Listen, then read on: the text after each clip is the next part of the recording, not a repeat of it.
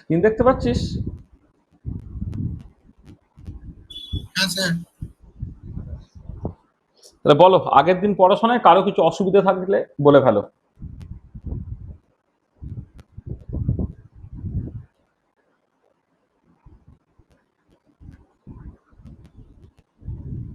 আগের দিন যে ওয়েবাটিকের ডুয়েলিটি পড়ানো হয়েছে, তাতে কারো কিছু বুঝতে বা কোনো কিছুতে অসুবিধা হয়েছে?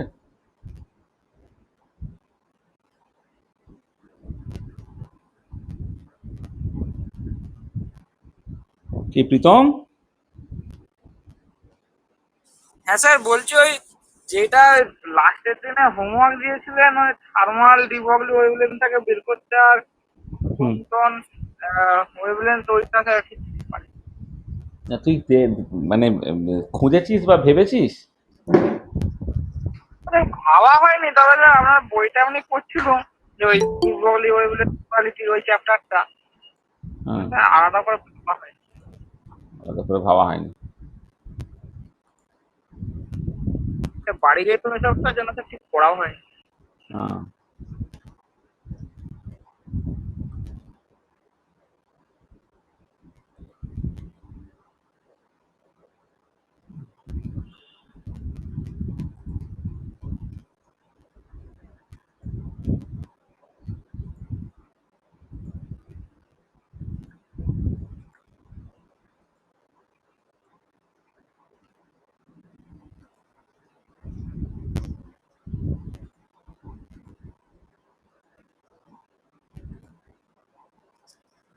আর বাকিদের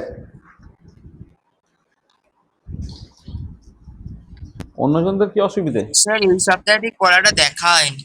হ্যাঁ, দেখা হয়নি, ওইটুকু জিনিসে দেখতে পারলো না। হ্যাঁ বাড়ি গেছিলাম তো। তো কি হয়েছে, বাড়িতে গিয়েছিলিস তো? রে, বাড়ি গিয়েছিলি তো কি হয়েছে বল?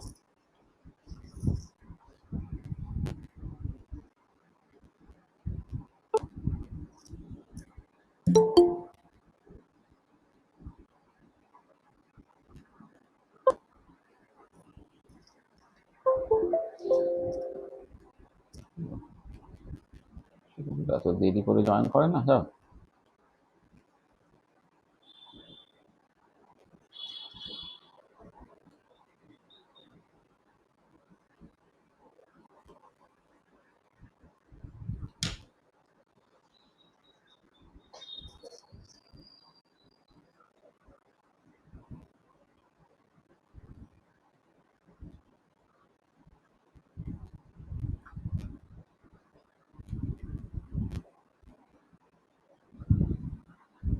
বললাম তো।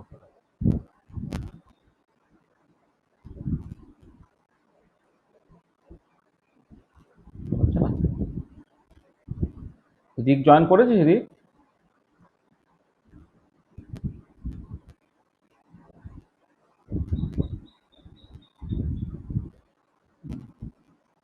করেছে।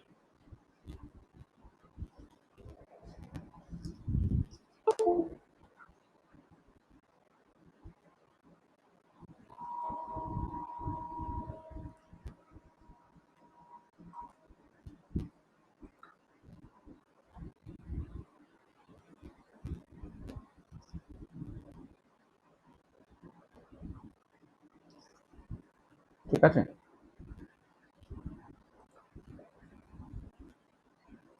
দেখো স্ক্রিন দেখা যাচ্ছে তো? হ্যাঁ স্যার। হ্যাঁ স্যার। দেখো, প্রথম যেটা সেটা হচ্ছে কম্পটন ওয়েভলেন্থ। এটা তো আমরা আলোচনা করেইছি কম্পটন এফেক্টে। যখন কম্পটন এফেক্ট করেছি তখন তো কম্পটন ওয়েভলেন্থ আমি ডিসকাস করেইছি। কম্পটন ওয়েভলেন্থকে ল্যামডা সি দিয়ে এক্সপ্রেস করা হয়, সেটা হচ্ছে just h over mass of the electron into c. এটা মনে পড়ছে না?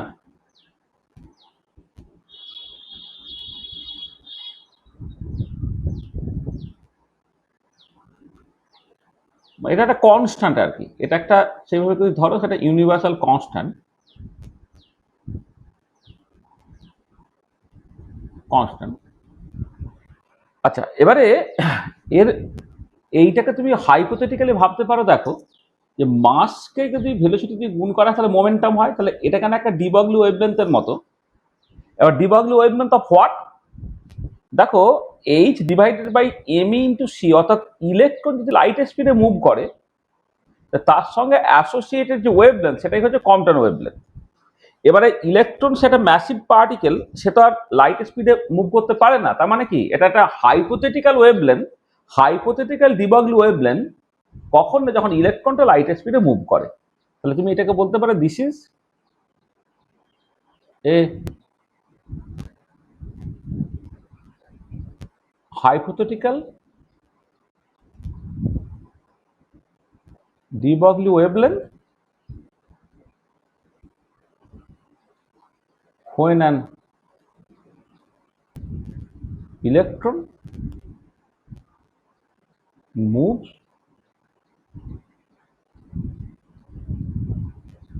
with the speed of light. This is a hypothetical de Broglie wavelength when an electron moves with the speed of light. এটা hypothetical কেন বলছি, কারণ electron তো light স্পিডে মুভ করতে পারে না। আর এবারে এর ভ্যালু আমরা বের করে দেখেছিলাম, এটা হচ্ছে 6.626 into 10⁻−34 joule second divided by 9.11 into 10⁻−31 kg into 3 into 10⁸ metre per second. এটা কত ছিল মনে আছে? 0.242 অ্যাংস্ট্রমের মতো না, অ্যাংস্ট্রম হলে আর একটা ইয়ে হবে, এটাকে তুমি ভাবতে পারো 2.42 ইন্টু 10⁻−12 মিটার বা 0.0242 অ্যাংস্ট্রম। মনে পড়ছে? আর এর দ্বিগুণ হচ্ছে যেটা কম্পটন এফেক্টে তোমার sin²θ/2 হচ্ছে তোমার ওই মানে কম্পটন শিফটটা ডেল্টা ল্যামডা হচ্ছে sin²θ/2 এর প্রপোর্শনাল, এবং সেই প্রপোর্শনাল টু কনস্ট্যান্টের ভ্যালুটা ছিল এর ঠিক দ্বিগুণ। মনে পড়ছে?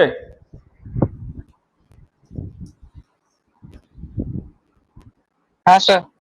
এইটা আর একটা হচ্ছে থার্মাল ডি ব্রগলি ওয়েভলেন্থ।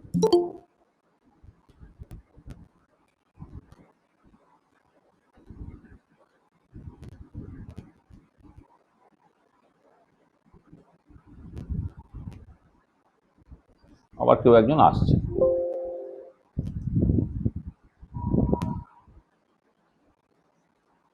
একজন আসছে মনে হলো, কোথায় গেল সে?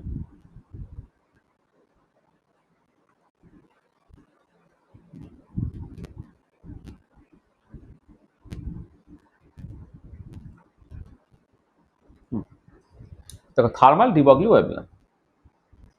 আচ্ছা, থার্মাল ডি ব্রগলি ওয়েভলেন্থটা অ্যাকচুয়ালি অরিজিনেট করছে কিরকম করে ভাবে, তুমি অ্যাপ্রক্সিমেটলি ভাবো, ধরো তোমার থার্মাল মানে average kinetic energy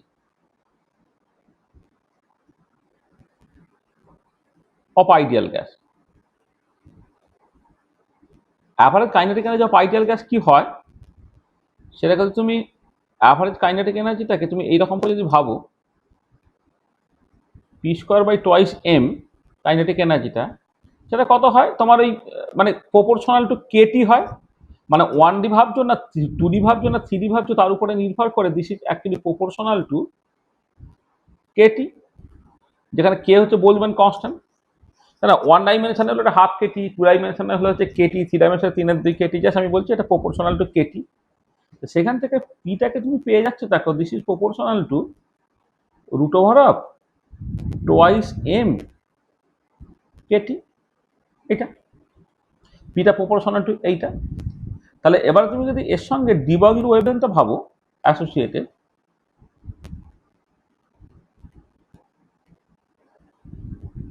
D Broglie wavelength lambda যেহেতু h/p হয়, তাহলে এটা প্রপোর্শনাল টু কি হলো না h/√2m কেটি, এরকম দেখতে হলো। আচ্ছা, এবারে এই in statistical mechanics statistical thermodynamics rather.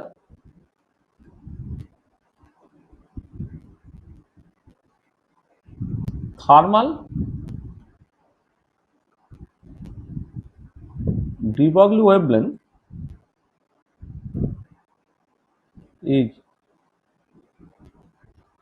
defined as lambda d ধরো থার্মাল ডি ব্রগলি বলে, হ্যাঁ, বা যেভাবে লিখলাম এটা হচ্ছে তোমার h over root over of twice pi m kT. দেখো আমি যদি নর্মালি একটা average kinetic energy of the ideal gas তার ভ্যালুটা জানি, সেখান থেকে মোমেন্টাম বের করে যদি বের করতাম, এটা proportional to h over root over twice m k T হতো।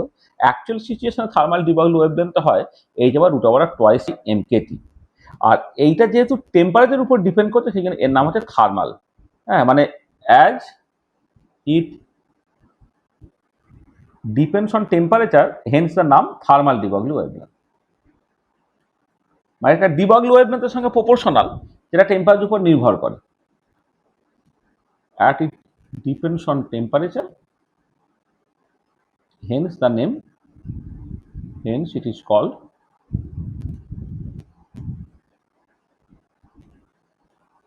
Thermal de Broglie wavelength.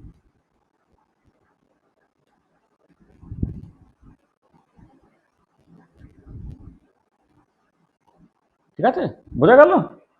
Thermal de Broglie wavelength বুঝতে পারলে? হ্যাঁ স্যার। পড়াশোনা করতে হবে একটু প্রথম। হ্যাঁ স্যার। আমি ইচ্ছা করে আমি তো প্রবলেমটা আগের দিন করে দিতে পারলাম, আমি কেন করতে দিলাম?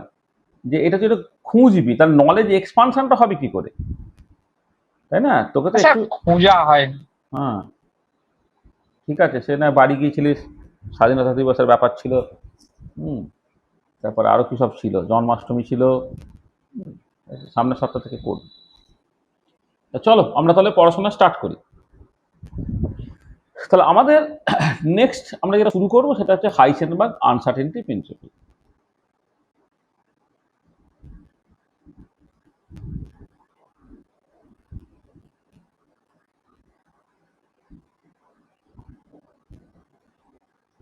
আচ্ছা, আজকে আমি হাইসেনবার্গ আনসার্টেনটি প্রিন্সিপালটা এমনি জাস্ট খুব উপরে উপরে যদি লোকে করে তাহলে যেভাবে শেষ হয়ে যায় আমি সেভাবে করে দেবো।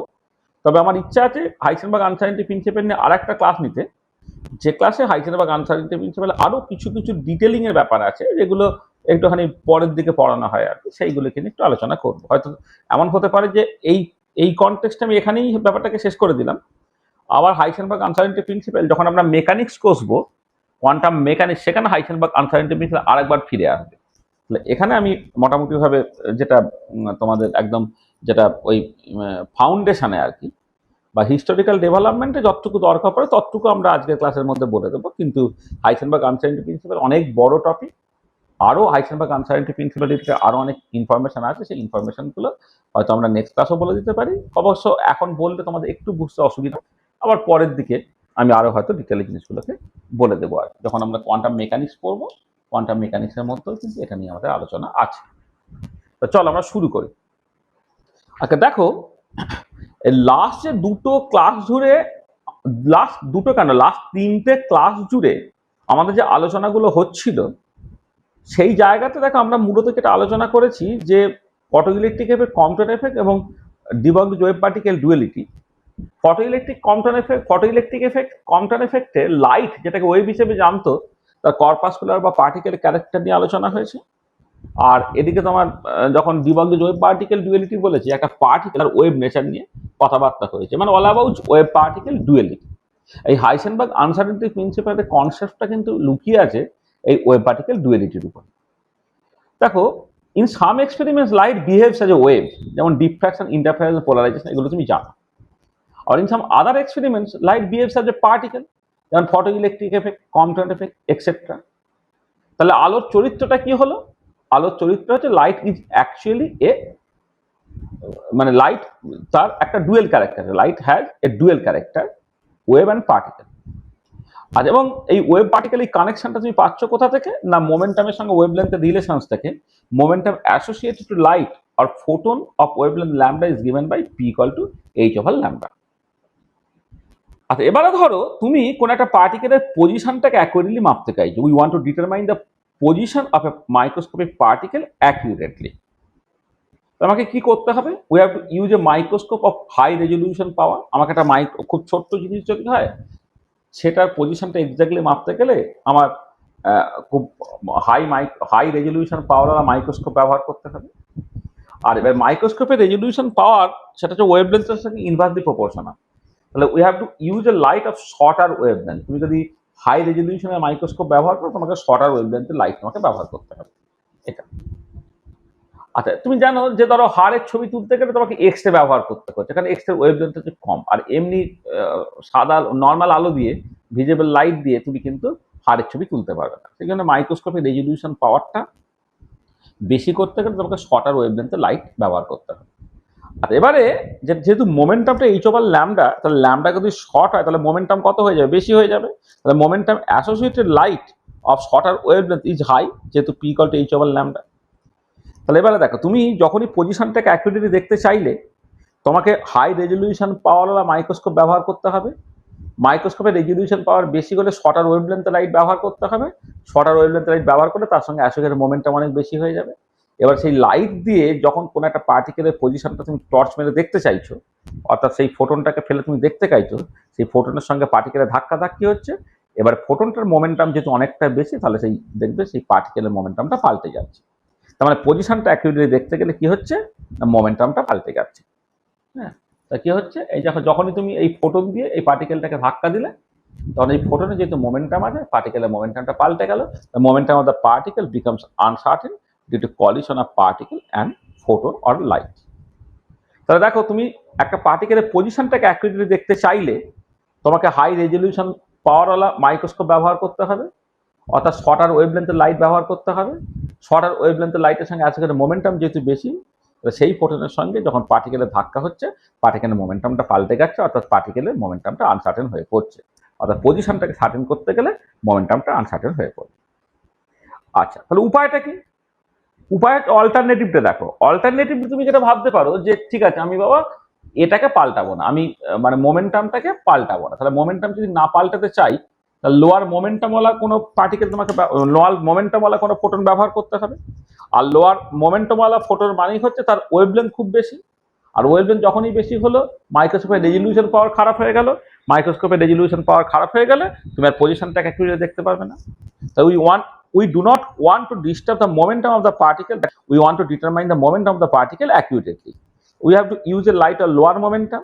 তার মানে wavelength associated to light of lower momentum is long, তো ল্যামডা হচ্ছে এইচ ওভার পি।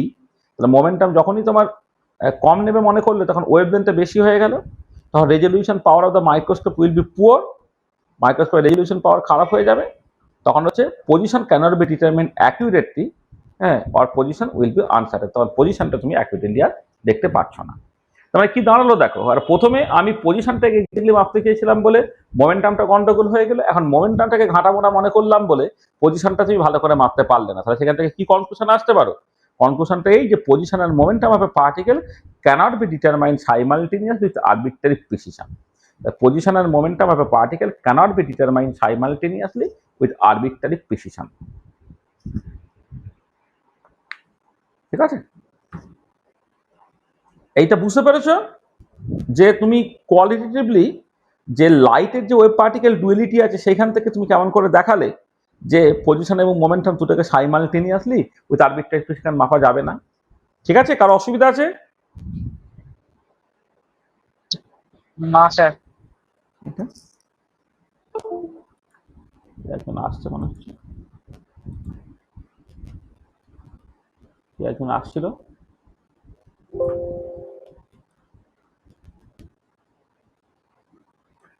একজন আসছিল, আওয়াজ হলো।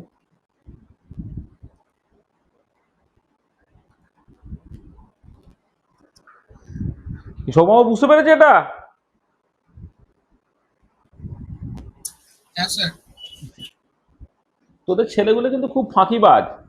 ফাঁকিবাজ মানে হচ্ছে ওরা কোনো সিনসিয়ারিটির একটু অভাব আছে তোদের সব, বুঝলি?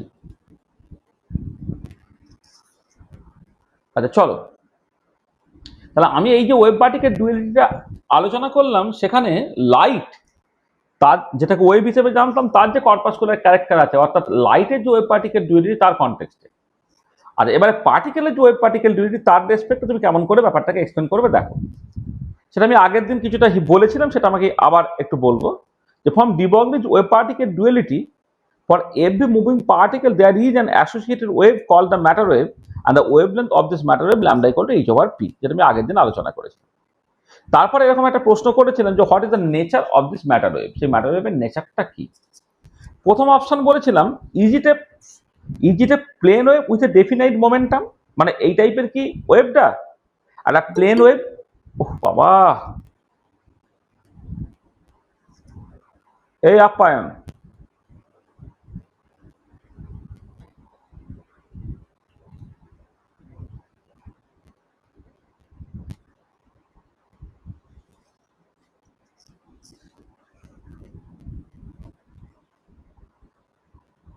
জয়েন করতে পারলি আপ্যায়ন?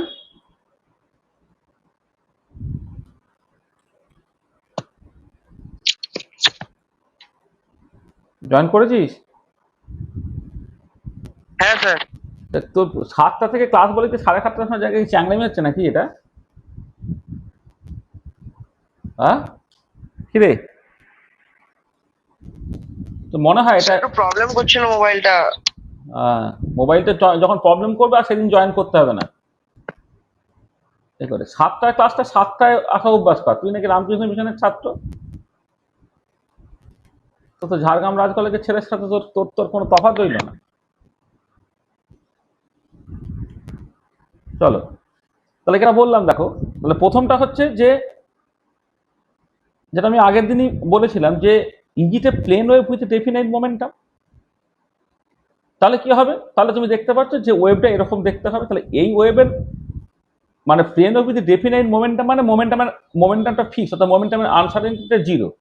কিন্তু এই ওয়েভগুলো কি আছে, কমপ্লিটলি ডিলোকালাইজড হয়।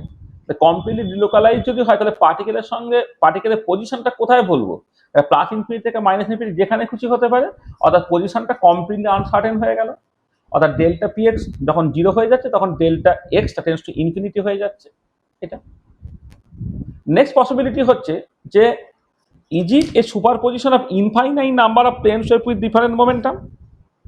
এটাকে infinite number of plane wave with different momentum তার সুপার পজিশন। আচ্ছা সেটা যদি হয় তাহলে তুমি দেখতে পাচ্ছ কি যে এই একটা পার্টিকুলার পয়েন্টেই তুমি ওয়েভটাকে পাচ্ছ, অর্থাৎ তার পজিশনটা সার্টেন হলো। কিন্তু এখানে কিন্তু infinite number of plane wave with different momentum তার সুপার পজিশন নিচ্ছ, তাহলে মোমেন্টামটা কি হবে, মোমেন্টামটা যা খুশি হতে পারে। অর্থাৎ পজিশনটা যখন এক্সাক্ট হলো, অর্থাৎ পজিশনের আনসার্টেনিটি যখন জিরো হলো, তখন মোমেন্টামের আনসার্টেনিটি কিন্তু টেন্ডস টু ইনফিনিটি হয়ে গেল। তার মানে এই দুটো জায়গা থেকে তুমি পরিষ্কার বুঝতে পারছো, প্রথমটায় যখন মোমেন্টাম ডেফিনাইট করতে গেলে পজিশনটা কমপ্লিটলি আরবিট্রারি হয়ে গেল, এখন যখন পজিশনটা এক্সাক্টলি করতে গেলে মোমেন্টামটা কমপ্লিটলি আরবিট্রারি হয়ে গেল। সেখান থেকে তুমি কি কনক্লুশনে ড্র করতে পারছো, পজিশনের momentum of particle cannot be determined simultaneously with arbitrary precision. দুটোকে একসাথে তুমি উইথ আরবিট্রারি প্রিসিশন মারতে পারছো না। তাহলে উপায়টা কি? উপায়টা বলেছিলাম, তুমি যদি যে plane wave can be a superposition of finite number of plane, sorry matter wave can be a superposition of finite number of plane wave with different momentum, তা যদি হয় তাহলে তুমি এরকম একটা ওয়েভ প্যাকেট পাবে। যে ওয়েভ প্যাকেটের ক্ষেত্রে পজিশনটাও এক্সাক্ট পয়েন্টে নয়, একটা রেঞ্জের মধ্যে থাকবে, মোমেন্টামটাও একদম ডেফিনাইট নয় কিন্তু একটা রেঞ্জের মধ্যে থাকবে। মানে there is an uncertainty of position as well as momentum, অর্থাৎ ডেল্টা এক্স মানে পজিশনটা অ্যাবসলিউটলি সার্টেন নয়, তার একটা আনসার্টেনিটি থাকতে পারে। মোমেন্টামটা অ্যাবসলিউটলি সার্টেন নয়, তার একটা আনসার্টেনিটি থাকতে পারে, কিন্তু দুটোই একটা মোটামুটি রেঞ্জের মধ্যে আছে। মানে কোনো একজনকে এক্সাক্ট করতে গিয়ে অন্যটাকে কমপ্লিটলি আরবিট্রারি করে ফেললাম, সেটা করা হচ্ছে না। এই ম্যাটার ওয়েভ যেটা যদি তুমি ওয়েভ প্যাকেট দিয়ে এক্সপ্লেন করো, তাহলে তোমার পজিশন মোমেন্টাম দুটোকে তুমি ডেফিনাইট বলতে পারছো, কিন্তু দুজনের ক্ষেত্রেই হচ্ছে তোমার তাদেরকে একটা সার্টেন ডোমেইনের মধ্যে তুমি রাখতে পারছো। এটা তাহলে দেখো, তাহলে লাইটের যে পার্টিকেল ক্যারেক্টার আর পার্টিকেলের যে ওয়েভ ক্যারেক্টার, দুদিক থেকেই তুমি এরকম একটা সিগনেচার পাচ্ছ যে পজিশন মোমেন্টাম দুটোকে সাইমালটেনিয়াসলি উইথ আরবিট্রারি প্রিসিশন মাপা যাবে না। এটাই হচ্ছে আমার হাইসেনবার্গ আনসার্টেনিটি প্রিন্সিপাল। ঠিক আছে, আচ্ছা এবারে হচ্ছে তাহলে একটু খেয়াল করে দেখো, তাহলে কি বললাম যে position and momentum of a particle cannot be determined simultaneous with arbitrary precision. এইটা এবারে নেক্সট যেটা দাঁড়াচ্ছে যে ডেল্টা এক্স এবং ডেল্টা পি এর গুণফলটা সেটা একটা মানে মানে আচ্ছা একটা জিনিস বলি যে একটাকে বেটার করতে গেলে অন্যটা খারাপ হয়ে যাচ্ছে, তাহলে তুমি এরকম ভাবতে পারো যে ডেল্টা এক্স এবং ডেল্টা পি এর যোগফলটা যদি একটা ফাইনাইট কিছু তুমি করতে চাও তাহলে একটা বাড়লে একটা কমবে, আবার ডেল্টা পি এর গুণফলটা যদি তুমি একটা ফাইনাইট করতে চাও তাহলে একটা বাড়লে একটা কমবে। এবারে কোন পয়েন্টটাকে আমি টার্গেট করব, delta x plus delta p নাকি delta x into delta p? কথা হচ্ছে delta x into delta p এটা নিয়ে টার্গেট করবো, কারণ ডেল্টা এক্স এবং ডেল্টা পি তাদের ডিফারেন্ট ইউনিটস অ্যান্ড ডাইমেনশন হয়ে যাওয়ার জন্য তাদেরকে তুমি মানে এই যোগ হিসেবে লিখতেই পারো না, ঠিক আছে? সেই জন্য যখন একটা বাড়ালে আর একটা কমে তখন তুমি যোগফলটা কনস্ট্যান্ট ভেবে বা গুণফলটা কনস্ট্যান্ট ভেবে এগোতে পারো, তাহলে একটা বাড়লে একটা কমবে। আমি এখানে কিন্তু গুণফলটা কনস্ট্যান্ট হবে সেটা নিয়ে এগোবো, যোগফলটা নয়, কারণ যোগফল যখন করতে চাইবে পজিশন মোমেন্টামে আনসার্টেন তখন যোগ হয় না, কারণ এই ডেল্টা এক্স যা ইউনিট হবে ডেল্টা পি এক্স ইউনিট আলাদা হবে, কিন্তু গুণটা তোমার অ্যালাউড হয়ে যাবে। পরবর্তীকালে দেখবো যে ডেল্টা পি এক্স এর গুণফলটা সেটা হচ্ছে প্লাঙ্ক কনস্ট্যান্টের গুণফল সমান হয়, আর প্লাঙ্ক কনস্ট্যান্ট ইউনিভার্সাল কনস্ট্যান্ট এর একটা ফিজিক্যাল সিগনিফিকেন্স থাকতে পারে। নেক্সট আমাকে দেখতে হবে যে delta x delta P X এর এই গুণফলটা মোটামুটি তার অর্ডারটা কেমন সেটা এস্টিমেট করতে হবে। আচ্ছা এই এস্টিমেশনের জন্য বিজ্ঞানী হাইসেনবার্গ একটা থট এক্সপেরিমেন্ট করলেন যাকে বলা হয় হাইসেনবার্গ গামা রে এক্সপেরিমেন্ট। এটা একটা থট এক্সপেরিমেন্ট। থট এক্সপেরিমেন্ট মানে এক্সপেরিমেন্টটা সেই সময় প্র্যাকটিক্যালি করা হয়নি, কিন্তু করলে কেমন হতো সেইটা ফিজিক্সের ল ওবে করে জাস্ট একটা এস্টিমেশন দেওয়া হয়েছিল, কিন্তু 90s এর সময় মানে আরো অনেক পরে এই এক্সপেরিমেন্টটাকে করা সম্ভব হয়েছে। তাহলে তিনি এটা দেখলেন যে আমি একটা পজিশনকে যদি অ্যাকুরেটলি মাপতে চাই আমাকে তো শর্টার ওয়েভলেন্থে লাইট ইউজ করতে হবে।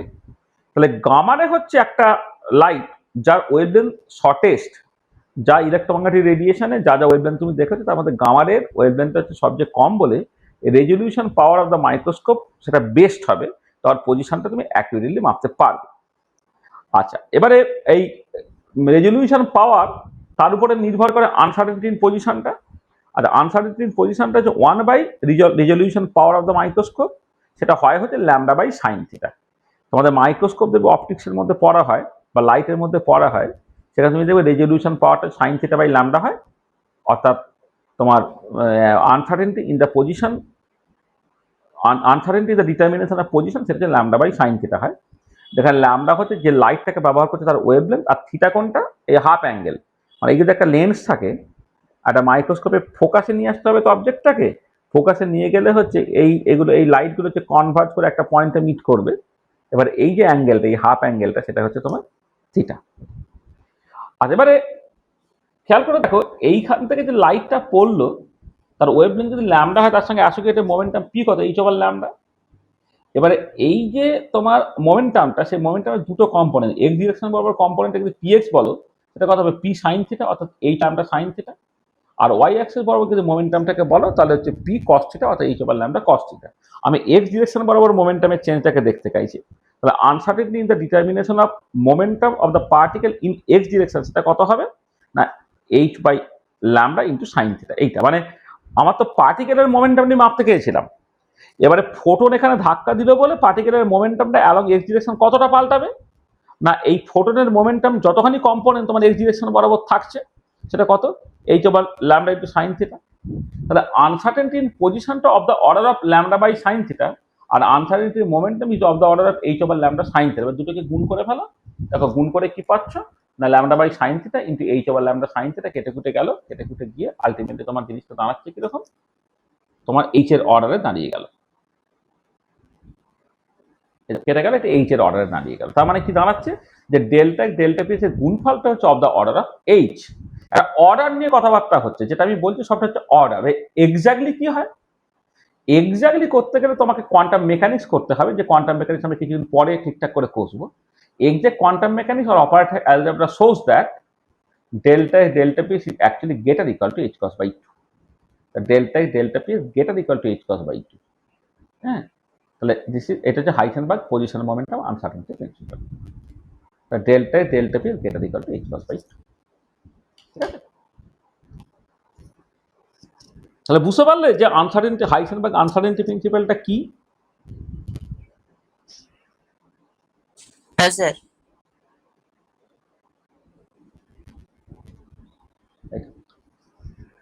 সবাই বুঝতে পেরেছো? হ্যাঁ স্যার। আচ্ছা আচ্ছা, এবারে দেখো আমি এখানে যেটা করেছি, পজিশনটা অ্যালং এক্স ডিরেকশন, মোমেন্টামটা অ্যালং পি এক্স ডিরেকশন। আমি পজিশন মোমেন্টাম দুটোকে অ্যালং এক্স ডিরেকশন বরাবর ভেবেছি। আসলে যেটা হয় যে আনসার্টেনিটি রিলেশনটা যে কোনো ক্যানোনিক্যাল বা কনজুগেট পেয়ারের ক্ষেত্রেই সত্যি হয়। আচ্ছা, ক্যানোনিক্যাল বা কনজুগেট পেয়ার কাকে বলে? আচ্ছা, ক্যানোনিক্যাল বা কনজুগেট পেয়ার কাকে বলে এইটা পরে তুমি ভালো করে বুঝবে, এখন জাস্ট বলে দিচ্ছি যে তুমি ক্লাসিক্যাল মেকানিক্স প্রপারলি পড়লে এটা একটু বুঝতে অসুবিধা হবে, কারণ ক্লাসিক্যাল মেকানিক্স তোমাদের অত ভালো করে পড়া হয় না। ক্লাসিক্যাল মেকানিক্সে পয়সোস ব্র্যাকেট রিলেশন বলে একটা রিলেশন আছে। পয়সোস ব্র্যাকেট রিলেশন, ধরো ইউভি দুটো ক্যানোনিক্যাল কোয়ান্টিটি, দুটো ফিজিক্যাল কোয়ান্টিটি, তার পয়সন ব্র্যাকেটটা সেকেন্ড ব্র্যাকেটের মধ্যে ইউ কমা ভি এইভাবে লিখে দেওয়া হচ্ছে। সেটা কেমন করে এবারে দেখো, যদি একটা জেনারেলাইজ মোমেন্টাম কোঅর্ডিনেট পি এবং জেনারেলাইজ পজিশন কোঅর্ডিনেট কিউ হয়, তাহলে এই পয়সন ব্র্যাকেটটা হচ্ছে এরকম, summation over I equal to 1 to n del U by del Q I into del V by del P I minus del U by del P I into del V by del Q I. এইটা তার মানে দেখো, এইটাকে বলা হয় Poisson's bracket. এবার এটা not equal to zero হলে তখন তাদেরকে বলা হয় ক্যানোনিক্যাল বা কনজুগেট পেয়ার। এটা যদি জিরো হয়ে যায় তারা হচ্ছে তারা নন ক্যানোনিক্যাল, আর যদি এটা নট ইকুয়াল টু জিরো হয় তাহলে ক্যানোনিক্যাল বা কনজুগেট পেয়ার। মানে যদি ধরো তোমার একটা পার্টিকেল যদি ওয়ান ডাইমেনশনে মুভ করে, তুমি কি লিখবে? Del U by del Q del V by del P minus del U by del P del V by del Q. এইটা করে তুমি দেখবে সেটা জিরো হচ্ছে কি জিরো হচ্ছে না। যদি জিরো হয়ে যায় তাহলে তারা ক্যানোনিক্যাল নয়, আর যদি জিরো না হয় তাহলে তারা ক্যানোনিক্যাল। এটাই পরবর্তীকালে দেখবে যে কমিউটেশন ব্র্যাকেট বলে কোয়ান্টাম মেকানিক্স একটা ব্যাপার আছে। কমিউটেশন ব্র্যাকেট, সেটা কোয়ান্টাম মেকানিক্স কিছুটা হোক তখন বুঝতে পারবে। ওই জন্য এইখানে এইটা, এই যে সবুজ কালি নয়, এটা ব্লু লাইট কালারে যে চট্টকে লিখে দিয়েছে, এটা শুধু ইনফরমেশন হিসেবে মনে রেখে দাও। কমপ্লিটনেসের জন্য এটার মানেগুলো পরে পরিষ্কার হবে। যে এ এবং বি দুটো ফিজিক্যাল কোয়ান্টিটি যদি হয়, তাহলে কোয়ান্টাম মেকানিক্যাল অপারেটর যদি এ ক্যাপ এবং বি ক্যাপ হয়, তাহলে এটা বলে কমিউটেশন ব্র্যাকেট। মানে থার্ড ব্র্যাকেটের মধ্যে এ কমা বি মানে হচ্ছে A B minus B A. এইটা নট ইকুয়াল টু জিরো হবে যদি তারা ক্যানোনিক্যাল বা কনজুগেট পেয়ার হয়। আর ক্যানোনিক্যাল বা কনজুগেট পেয়ারের যে রাশিগুলো, তাদের ডাইমেনশনের গুণফলটা হচ্ছে প্লাঙ্ক কনস্ট্যান্টের ডাইমেনশনের সঙ্গে সমান হয়। তাহলে ক্যানোনিক্যাল বা কনজুগেট পেয়ার হলে এই ক্যানোনিক্যাল ব্র্যাকেটটা নট ইকুয়াল টু জিরো হবে, তারা কমিউট করবে না, এবং তাদের ডাইমেনশনের গুণফলটা প্লাঙ্ক কনস্ট্যান্টের ডাইমেনশনের সঙ্গে সমান হবে। তাহলে এটা কমপ্লিটনেসের জন্য লেখা হলো, কিন্তু বুঝতে একটু অসুবিধা হবে। আমরা পরে যখন এগুলোকে নিয়ে আলোচনা করব, মানে কমিউটেশন ব্র্যাকেট, পয়সন্স ব্র্যাকেট আমাদের আছে কোয়ান্টাম মেকানিক্সে, যখন মানে 3-4টে ক্লাস পরে যখন এটা নিয়ে আলোচনা হবে তখন তোমার কাছে ব্যাপারটা আরো পরিষ্কার হবে। এখন ফর দ্য টাইম বিং তুমি এইভাবে ভেবে নাও যে এক্স এর ক্যানোনিক্যাল মোমেন্টাম হচ্ছে পি এক্স, ওয়াই এর সঙ্গে পি ওয়াই, জেড এর সঙ্গে পি জেড। আর পজিশন যদি আর হয় তাহলে তার ক্যানোনিক্যাল মোমেন্টাম হচ্ছে পি আর। পজিশন থিটা হলে ক্যানোনিক্যাল মোমেন্টাম হচ্ছে P theta. Position angular position phi যদি হয় তাহলে অ্যাঙ্গুলার মোমেন্টাম এল হচ্ছে তার ক্যানোনিক্যাল মোমেন্টাম। এবার ক্যানোনিক্যাল পেয়ারের মধ্যে শুধুমাত্র আনসার্টেনিটি রিলেশনটা থাকে, অর্থাৎ delta x delta P S greater equal to H cross by 2, delta Y delta P Y greater equal to H cross by 2, delta Z delta P Z greater equal to H cross by 2, delta R delta P R greater equal to H cross by 2, delta theta delta P theta greater equal to H cross by 2, delta phi delta L greater equal to H cross by 2। অর্থাৎ canonical pair যারা, তাদের মধ্যে এই তোমার uncertainty রিলেশনটা থাকবে। কিন্তু x এর সঙ্গে পি ওয়াই বা ওয়াই এর সঙ্গে পি এক্স যদি করো, তাহলে কিন্তু আনসার্টেনিটি রিলেশনটা স্যাটিসফাইড হবে না। ধরো delta x delta P y যদি করে সেটা কিন্তু গ্রেটার ইকুয়াল টু জিরো, বা delta Y delta P x করলে সেটা কিন্তু গ্রেটার ইকুয়াল টু জিরো, বা delta x delta P z করলে গ্রেটার ইকুয়াল টু জিরো, বা delta Y delta P z করলে greater equal to zero, and so on so on. মানে x এর সঙ্গে পি এক্স, ওয়াই এর সঙ্গে P Y, Z এর সঙ্গে পি জেড, তারাই কেবলমাত্র ক্যানোনিক্যাল পেয়ার, তাদের মধ্যে আনসার্টেনিটি থাকবে। কিন্তু ডেল্টা এক্স এর সঙ্গে ডেল্টা পি ওয়াই বা ডেল্টা এক্স এর সঙ্গে ডেল্টা পি জেড এইগুলো যখন করবে, তারা নন ক্যানোনিক্যাল, তাদের মধ্যে কিন্তু কোনো আনসার্টেনিটি রিলেশনটা থাকবে না। ঠিক আছে, বোঝা গেল?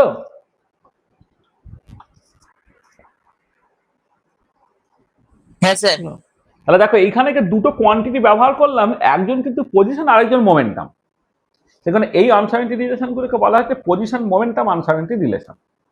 আর একটা আনসার্টেনিটি রিলেশন আছে, তাকে বলা হয় এনার্জি টাইম আনসার্টেনিটি রিলেশন। সেটা বলছে delta E delta T greater equal to H cross by 2, যেখানে ডেল্টা ইটা হচ্ছে আনসার্টেনিটি ইন এনার্জি। সেটা আমি পরে বলে দিচ্ছি। যেটা delta eta uncertainty in energy, যেটাকে সিগমা ই দিয়ে এক্সপ্রেস করা, যেটা অনেক সময় বলা হয় স্ট্যান্ডার্ড ডেভিয়েশন ইন এনার্জি। যেটা root over of E square average minus E অ্যাভারেজের স্কোয়ার। কিন্তু ডেল্টা টিটা খুব গন্ডগোলের, এটা হচ্ছে আনসার্টেনটি ইন টাইম। একে কিন্তু তুমি স্ট্যান্ডার্ড ডেভিয়েশন ফর্মে এইভাবে লিখতে পারবে না। যেমন ধরো এনার্জির আনসার্টেনটি মানে হচ্ছে স্ট্যান্ডার্ড ডেভিয়েশন ইন এনার্জি, যেখানে root over of E square average minus E average square লিখলে ডেল্টা টিটাকে কিন্তু তুমি সেই রকম ভাবে লিখতে পারবে না। তার ডেল্টা টিটা কি, মানে it has a completely different meaning. It is a measure of average life time of a particular state. ধরো একটা পার্টিকেল তুমি নিচ থেকে গ্রাউন্ড লেভেল থেকে তুমি এক্সাইটেড লেভেলে কোথায় একটা পৌঁছে দিয়েছো। এবার এক্সাইটেড লেভেলে যাওয়ার পরে সে কি হবে, সে নিচে নামবে। আর এবার এক্সাইটেডে যাওয়ার পরে সে যখন নিচে নামবে, একটা সার্টেন টাইম থাকার পরে তো সে নামছে, তাহলে অন অ্যান অ্যাভারেজ কতখানি টাইম সে এক্সাইটেড স্টেটে রইলো, সেটাই হচ্ছে তোমার আনসার্টেনটি ইন টাইম। আর গ্রাউন্ড স্টেটে যদি পার্টিকেলটা সবসময় থাকতে চায়, গ্রাউন্ড স্টেটে আনসার্টেনটি ইন টাইম হচ্ছে টেন্স টু ইনফিনিটি হবে। কোনো একটা এক্সাইটেড স্টেটে কিন্তু পার্টিকেলটা যাওয়ার পরেই জাস্ট নেমে আসতে চায়, তাহলে আনসার্টেনটি ইন টাইমটা তখন ফাইনাইট হবে। তাহলে যেমন পজিশনের আনসার্টেনটি, মোমেন্টামের আনসার্টেনটি বা এনার্জির আনসার্টেনটি যেরকমের মানে আমি একটু পরে বলছি, ওগুলো বেসিক্যালি স্ট্যান্ডার্ড ডেভিয়েশন, কিন্তু টাইমটা কমপ্লিটলি আলাদা, এটা তোমাকে মাথায় রাখতে হবে। তাহলে just delta E delta t greater equal to H cross by t, যেমন করে delta x delta P x greater equal to H cross by two হয়, ঠিক একই রকম ভাবে delta E delta t greater equal to H cross by two হচ্ছে। ঠিক আছে,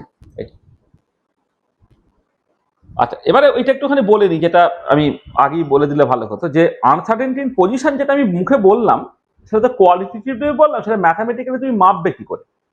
ম্যাথামেটিক্যালি আনসার্টেনটি ইন পজিশন মানে হচ্ছে স্ট্যান্ডার্ড ডেভিয়েশন ইন পজিশন। তাহলে uncertainty in position delta x, সেটা হচ্ছে সিগমায়, যেটা actually root over of x square average minus x average square, এটাকে বলা হয় স্ট্যান্ডার্ড ডেভিয়েশন ইন পজিশন। আর সিগমা এক্স স্কোয়ারটাকে বলে ভ্যারিয়েন্স ইন পজিশন। সেই একই টাকা পাবে আনসার্টেনটি ইন মোমেন্টাম আর স্ট্যান্ডার্ড ডেভিয়েশন ইন মোমেন্টাম, তাহলে একই কোয়ান্টিটি। তাহলে আনসার্টেনটি ইন মোমেন্টাম বা স্ট্যান্ডার্ড ডেভিয়েশন ইন মোমেন্টাম, সেটা হচ্ছে root over of p x square average minus P x average square. আর যদি স্কোয়ার করে ফেলে সেটা ভ্যারিয়েন্স ইন মোমেন্টাম হয়।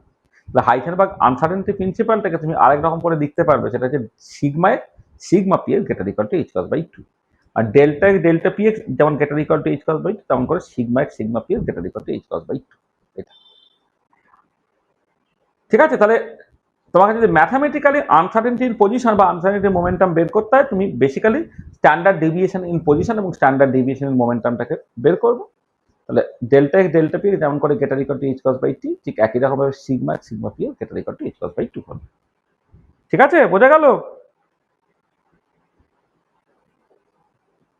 হ্যাঁ স্যার। আচ্ছা আচ্ছা, এখানে এই কনটেক্সটে একটা কথা বলে নিই, সেটা হচ্ছে যে আমি যখন হাইসেনবার্গ আনসার্টেনটি প্রিন্সিপালটাকে বলছি, কি বলেছি, যে পজিশনের momentum of a particle cannot be determined simultaneously with arbitrary precision. এই প্রিসিশন টার্মটাকে ব্যবহার করেছি। প্রিসিশন মানে হচ্ছে তার স্ট্যান্ডার্ড ডিভিয়েশন যত কম সে তত বেশি প্রিসাইজ। মানে precision is a measure of repeatability. Repeatability মানে হচ্ছে তোমার যে তুমি ধরো একই এক্সপেরিমেন্ট 3 বার করলে, দেখো 3বারই তোমার একই রেজাল্ট পাচ্ছ কিনা, তাহলে তোমার রেজাল্ট হচ্ছে প্রিসাইজ। আর অ্যাকিউরেসি কথাটা অন্য, মানে অ্যাকিউরেসি মানে এরারটা কত কম হচ্ছে তত অ্যাকিউরেট। অর্থাৎ তোমার মাপা রেজাল্টগুলো একে অপরের কত কাছে সেটা ইম্পর্টেন্ট নয়, ইম্পর্টেন্ট হচ্ছে তোমার মাপা রেজাল্টটা এক্সাক্ট রেজাল্টের কত কাছে। তোমার মাপা রেজাল্টটা যদি এক্সাক্ট রেজাল্টের কাছে থাকে তাহলে সেটা হচ্ছে তোমার অ্যাকিউরেসি। আর তোমার মাপা রেজাল্টগুলো মানে তোমার মাপা রেজাল্টগুলো একে অপরের কাছে থাকলে সেটা প্রিসিশন। এখানে কিন্তু আনসার্টেনটি প্রিন্সিপাল প্রিসিশন টার্মটাকে ব্যবহার করা হচ্ছে। স্ট্যান্ডার্ড ডেভিয়েশন যত কম প্রিসিশন তত বেশি। হ্যাঁ, ওই জন্য এখানে তোমাকে এরার দিয়ে কিছু করলে হবে না, এটা স্ট্যান্ডার্ড ডেভিয়েশন দিয়ে করতে হবে। তাহলে যে অ্যাকিউরেসি এবং প্রিসিশন এই দুটো টার্মের মধ্যে তফাৎ, এবং আনসার্টেনটি প্রিন্সিপাল অ্যাকচুয়ালি প্রিসিশন টার্মটাকে ব্যবহার করতে হবে, নট অ্যাকিউরেসি, সেটা কিন্তু এখানে তুমি মাথায় রাখবে। অনেক বইয়ে কেন 95% বইয়ে হচ্ছে অ্যাকিউরেসি লেখা থাকে, কিন্তু অ্যাকিউরেসি কথাটা এই কনটেক্সটে যায় না, ভুল। অ্যাকিউরেসি হচ্ছে এরার যত কম অ্যাকিউরেসি তত বেশি, কিন্তু আমি যখন আনসার্টেনটির মেজারমেন্টটা করছি এটা স্ট্যান্ডার্ড ডেভিয়েশন দিয়ে মাপছি। স্ট্যান্ডার্ড ডেভিয়েশন কম মানে হচ্ছে রেজাল্টটা বেশি প্রিসাইজ, নট অ্যাকিউরেট। ঠিক আছে, হলো? আচ্ছা,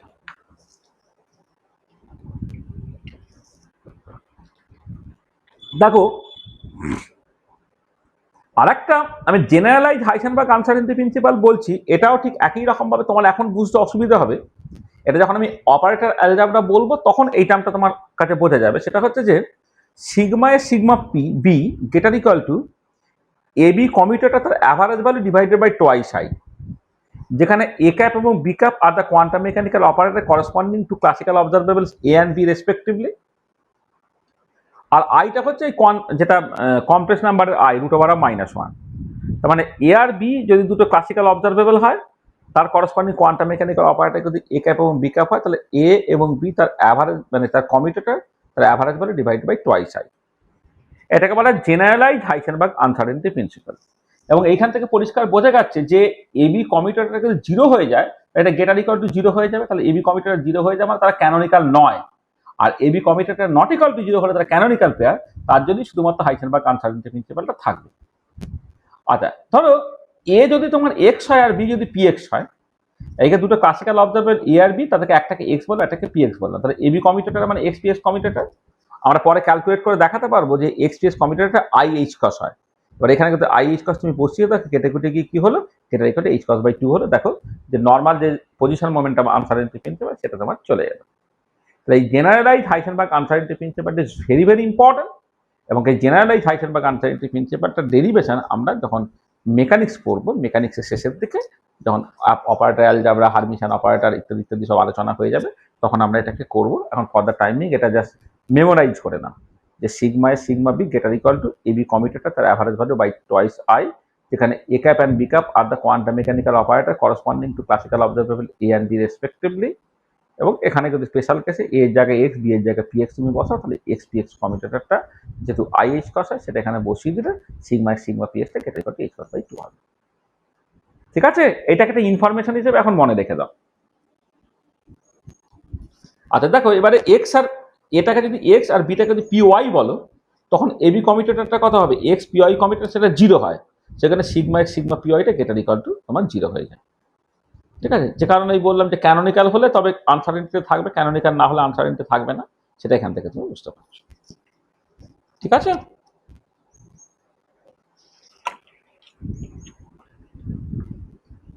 হয়েছে ওরে? হ্যাঁ স্যার। তাহলে দেখো, আমি হাইসেনবার্গ আনসার্টেনটি প্রিন্সিপালটা কি সেটা বললাম, এবারে তার কিছু কনসিকুয়েন্সেস বা অ্যাপ্লিকেশন আসতে হবে। উপরে করলে যে অ্যাপ্লিকেশনগুলো করবো তাতেই হয়ে যাবে। আর পরে আমি আর একটা ক্লাসে আরো কিছু অ্যাপ্লিকেশনের কথা পরে আলোচনা করব।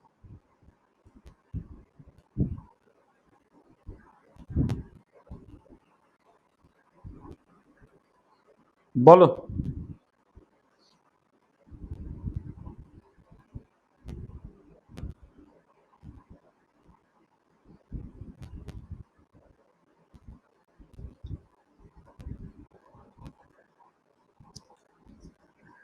এখন পর্যন্ত যা বলেছি কারো কিছু অসুবিধা আছে? স্যার ওই একটু আগে যেটা পড়ালেন ওটা ঠিক, বাকিগুলো স্যার মোটামুটি বুঝেছি।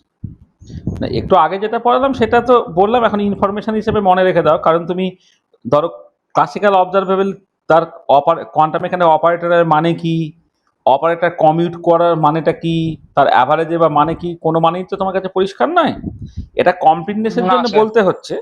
আমি ওই জন্যই বারবার উল্লেখ করছি যে এইটা একটু বুঝতে তোমার অসুবিধা, এখন ফর দ্য টাইম মেমোরাইজ করে নাও। হ্যাঁ, এইটা তোমার পরে ঠিক বুঝে যাবে আর কি। মানে এখানে যেটা এইটুকু যেটা মানে এই এই যে বক্স করে যে ইনফরমেশন তোলা আছে, সেই ইনফরমেশনটা ফর দ্য টাইমিং তুমি মেনে নাও। ঠিক আছে? হ্যাঁ স্যার, আগেরগুলো মোটামুটি সব বুঝেছি। হ্যাঁ হ্যাঁ, এটা এটা মুখস্থ করে নেবে এখন। ঠিক আছে, এটা বুঝবে হচ্ছে আরো 7-8টা ক্লাসের পরে। মানে এটা দিয়েই মোটামুটি অপারেটর অ্যালজেব্রা শেষ হয়। আচ্ছা স্যার।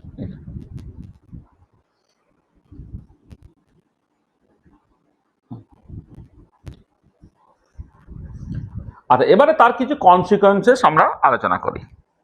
আচ্ছা, এই কোশ্চেনটা তোমরা ছোটবেলা থেকে শুনে আসছো, ক্লাস 11 থেকেই শুনে আসছো।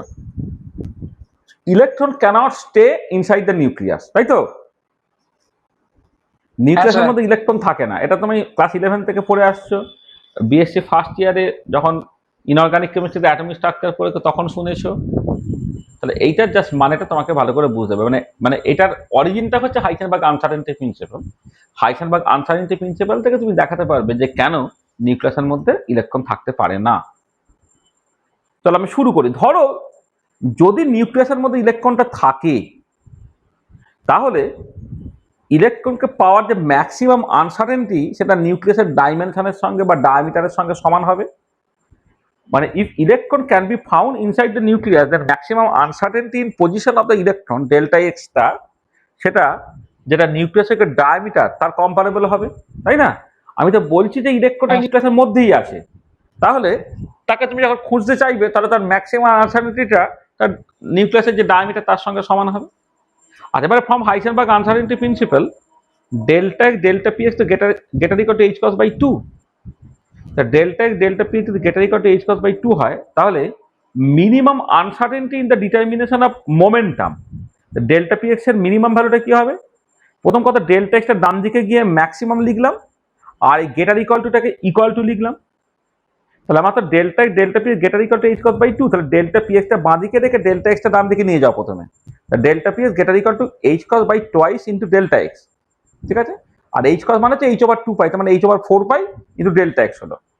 এবার ডেল্টা পি এক্স এর মিনিমাম ভ্যালু মানে কি? যখন গেটার ইকুয়াল টু হবে তাহলে এটাকে ইকুয়াল টু করো আর ডেল্টা এক্স যেটা নিচে আছে সেটাকে ম্যাক্সিমাম লেখো। তা ডেল্টা পি এক্স এর মিনিমাম ভ্যালুটা হচ্ছে H over 4 pi into delta x এর ম্যাক্সিমাম ভ্যালু।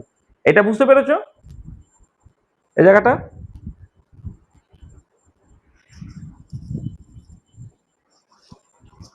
তাই না? হ্যাঁ স্যার।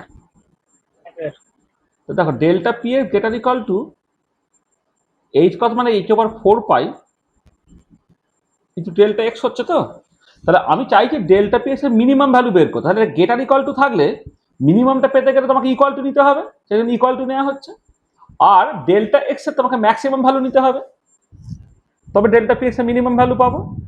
তো সেটা কত হচ্ছে না H over 4 pi into D of nucleus হয়ে যাচ্ছে, কারণ ডেল্টা এক্স এর ম্যাক্সিমাম ভ্যালু অলরেডি বলে দেওয়া আছে।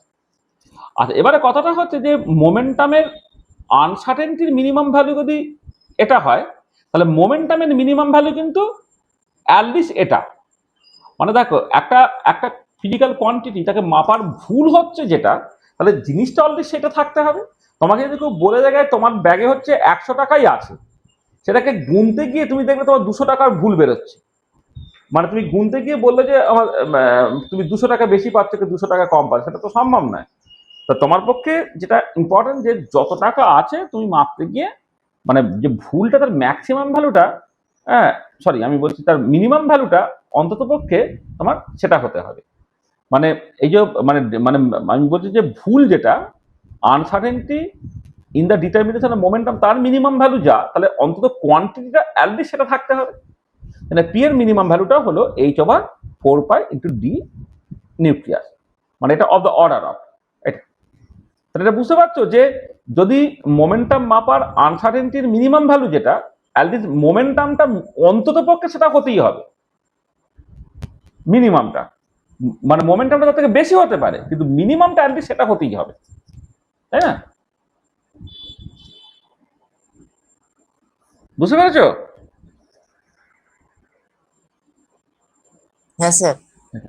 মানে আমি ধরো হ্যাঁ, স্যার। তোমাকে আমি একটা টাকার ব্যাগ রাখতে দিলাম, হ্যাঁ এবারে একজন কাউকে দেখিয়ে দিয়েছে যে টাকা আমার ওখানে 3,000 টাকা আছে, এর পরের দিন আমি থানায় কমপ্লেন করলাম যে আমার 3 লক্ষ টাকার হিসেব মিলছে না, তুমি নিশ্চয়ই এটা ঝেপে দিয়েছো, আর পুলিশ আমাকে ধরে ঠ্যাঙাবে, কারণ আমি তো একজন আলিবাই রেখেছি যে সে দেখেছে যে আমার ব্যাগে 3,000 টাকা ম্যাক্সিমাম আছে, তাহলে যেখানে টাকা আছে 3,000 টাকা সেটা তো মাপতে ভুল কখনো 3,000-এর বেশি হতে পারে না, সেই জন্য যখন মাপার ভুলের মিনিমাম ভ্যালুটা আমি বলছি delta P x minimum value, তাহলে অ্যাটলিস্ট মোমেন্টামের মিনিমাম ওইটুকু থাকতেই হবে। আর এবারে মিনিমাম যদি ওইটুকু মোমেন্টাম থাকে সেখান থেকে দুটো জিনিস দেখো, তাহলে ভেলোসিটির মিনিমাম ভ্যালুটা কত বা স্পিডের মিনিমাম ভ্যালুটা কত, কারণ মোমেন্টামের minimum value divided by mass of the electron. তাহলে এবারে তুমি এটাকে এই পি মোমেন্টামের এক্সপ্রেশন যেটা ছিল H over 4 pi into D nuclear এটা মাস অফ দ্য ইলেকট্রন দিয়ে ভাগ করলে এবার ভ্যালুগুলোকে বসাও। এইচ এর value 6.626 into 10⁻34 joule second, 4 pi আছে, mass of the electron 9.11 into 10⁻31 K G, আর ডি প্লেসের ডায়ামিটার হচ্ছে 10⁻15 মিটার। তাহলে বেরোচ্ছে কত 5 into 5.79 into 10⁻10 metre per second বেরোচ্ছে। তো দেখো এই যে স্পিডটা বেরোলো 5.79 ইন্টু 10⁻10 মিটার পার সেকেন্ড, এইটা দেখে কিছু মনে হচ্ছে তোমার? কিছু ফিলিংস হচ্ছে ভ্যালুটা দেখে? এটা তো আলোর গতিবেগ থেকে বেশি। আলোর গতিবেগের থেকে বেশি। এবারে ইলেকট্রনের ভেলোসিটি, ইলেকট্রন একটা ম্যাসিভ পার্টিকেল, তার ভেলোসিটি বা স্পিড লাইটের স্পিডের থেকে বেশি হতে পারে? না স্যার। পারে না। তার মানে কি হচ্ছে, দিস ইজ অ্যাবসার্ড। এখানে hence electron cannot stay inside the nucleus. এটা সম্ভব নয়, সেই জন্য ইলেকট্রনটা নিউক্লিয়াসের মধ্যে তুমি পাবে না। আচ্ছা, আর এটাকে অল্টারনেটিভলি আর এক রকম করে দেখতে পারো, যে ধরো যদি নিউক্লিয়াসের মধ্যে ইলেকট্রনটা থাকে তাহলে তার মিনিমাম কাইনেটিক এনার্জি কত হবে? মিনিমাম কাইনেটিক যে পি মিনিমাম তার স্কোয়ার বাই টয়েস মাস। এবারে 1/2m, এখানে মোমেন্টামের ভ্যালু, মোমেন্টামের মিনিমাম ভ্যালু ছিল h/4 ইন্টু ডি নিউক্লিয়াস, তার স্কোয়ার তুমি বসিয়ে দিলে, তাহলে হলো কত, h²/32π² এমই ডি নিউক্লিয়াসটা স্কোয়ার। এবারে এইচ এর ভ্যালু, এম এর ভ্যালু, ডি এর ভ্যালু সব আমি বসালাম। আচ্ছা, নিউক্লিয়াসের diameter of the order of 10⁻15 তুমি জানো, সেটাকে আমি বসিয়েছি। বসালে উত্তরটা কত বেরোচ্ছে? 1.52 × 10⁻৯ জুল। সেটাকে ইলেকট্রন ভোল্টে কনভার্ট করলে বেরোচ্ছে হচ্ছে 9480 মেগা ইলেকট্রন ভোল্টের মতো। 9480 মেগা ইলেকট্রন ভোল্টের মতো। নিউক্লিয়াসের মধ্যে ইলেকট্রন থাকলে তার মিনিমাম কাইনেটিক এনার্জি বেরোচ্ছে 9480 মেগা ইলেকট্রন ভোল্ট। আর এবারে নিউক্লিয়াসের মধ্যে যে নিউট্রিয়ন গুলো থাকে, প্রোটন বা নিউট্রন থাকে, তারা কি করে আটকে থাকে? না বাইন্ডিং এনার্জি দিয়ে। তার নিউক্লিয়াসের অ্যাভারেজ বাইন্ডিং এনার্জি মাত্র 5 থেকে 8 মেগা ইলেকট্রন ভোল্ট। যেখানে average binding energy per nucleus 5 থেকে 8 মেগা ইলেকট্রন ভোল্ট, যার জন্য সে বেসিক্যালি নিউক্লিয়াসের মধ্যে প্রোটন বা নিউট্রন গুলো থাকতে চায়। এবারে সেইখানে যদি কোনো ইলেকট্রন থাকে, তার যদি average kinetic energy 9480 mega electron volt হয়, তাহলে সেখানে কি আর ইলেকট্রন তুমি রাখতে পারবে? কাইনেটিক এনার্জি বেশি মানে কি, সে তো পোটেনশিয়াল ব্যারিয়ারটাকে ক্রস করে সে বাইরে চলে যাবে। সেই জন্য একই কারণে ইলেকট্রনটা নিউক্লিয়াসের মধ্যে তুমি রাখতে পারছো না। ঠিক আছে, বুঝলে? হ্যাঁ স্যার। তার মানে দুদিক থেকে তুমি বুঝতে পারছো যে নিউক্লিয়াসের মধ্যে ইলেকট্রন কোনো রকম ভাবে থাকতে পারে না। যে average binding energy per nucleus 5 থেকে 8 mega electron volt, hence electron cannot stay inside the nucleus. আর এবারে তোমাকে বাড়িতে দুটো কাজ দিচ্ছি। দেখবে নিউক্লিয়াসের মধ্যে কিন্তু প্রোটন বা নিউট্রন থেকে যেতে পারে, বা অ্যাটমের মধ্যে ইলেকট্রন কিন্তু থেকে যেতে পারে। নিউক্লিয়াসের মধ্যে ইলেকট্রন থাকছে না, কিন্তু অ্যাটমের মধ্যে যদি ইলেকট্রন থাকে তুমি দেখেইছো। বা নিউক্লিয়াসের মধ্যে ইলেকট্রন থাকতে পারছে না, কিন্তু প্রোটন বা নিউট্রন থাকে। তাহলে এই যে লজিকগুলো দেওয়া হয়েছে, ইলেকট্রন কেন থাকতে পারে না, যে লজিকগুলো, সেইটা তুমি প্রোটন বা নিউট্রনের জন্য অ্যাপ্লাই করো। তাহলে কি হচ্ছে, শুধু মাসটা পাল্টাচ্ছে। তাহলে মাসটা যদি পাল্টে গেলে তখন তুমি দেখবে যে স্পিডটা, মিনিমাম স্পিডটা বেরোবে, এখানে লাইট স্পিডের থেকে কম হচ্ছে, বা মিনিমাম যে কাইনেটিক এনার্জিটা বেরোচ্ছে সেটা হচ্ছে যে অ্যাভারেজ বাইন্ডিং এনার্জি তার কম্পারেবল হচ্ছে। তো সেখান থেকে তুমি বলতে পারো প্রোটন বা নিউট্রন নিউক্লিয়াসের মধ্যে থাকতে পারে। আর ইলেকট্রন নিউক্লিয়াসের মধ্যে থাকে না, কিন্তু ইলেকট্রন অ্যাটমের মধ্যে থাকে, সেটাকে দেখানোর জন্য তুমি কিছুই না, যে নিউক্লিয়াসের ডায়ামিটার যেটা ছিল 10⁻15 মিটার, সেটাকে অ্যাটমের ডায়ামিটার 10⁻10 মিটার দিয়ে রিপ্লেস করো, মানে অ্যাংস্ট্রম অর্ডারে, অর্থাৎ 10⁻10 মিটার, সেটা দিয়ে রিপ্লেস করো। তাহলে তুমি দেখতে পাবে যে ইলেকট্রনটা ওই যেগুলো অসুবিধে ছিল আর কি, যে স্পিডটা লাইট স্পিড এক্সিড করে যাচ্ছে, বা kinetic energy average binding energy exceed করে, সেটা আর হবে না। তখন তুমি বলতে পারো ইলেকট্রন অ্যাটমের মধ্যে থাকতে পারে। তাহলে আমি আর এই অঙ্কগুলো কষে দিচ্ছি না, তুমি একদম যেমন করে আগেরটাকে কষেছো সেই মতো করে তুমি কষতে থাকবে। তাহলে শুধু প্রোটন বা নিউট্রন যখন, সেখানে শুধু মাসগুলোকে পাল্টে দিলে ইলেকট্রনের মাত্রা 1836 গুণের মতো। আর যখন তার ইলেকট্রন অ্যাটমের মধ্যে থাকার গল্প হচ্ছে, যেখানে নিউক্লিয়াসের ডায়ামিটারটা 10⁻15 মিটার ছিল, সেটাকে 10⁻10 মিটার রিপ্লেস করবে, তাহলে দেখবে সবকিছু কনসিস্টেন্ট হবে। বোঝা গেল?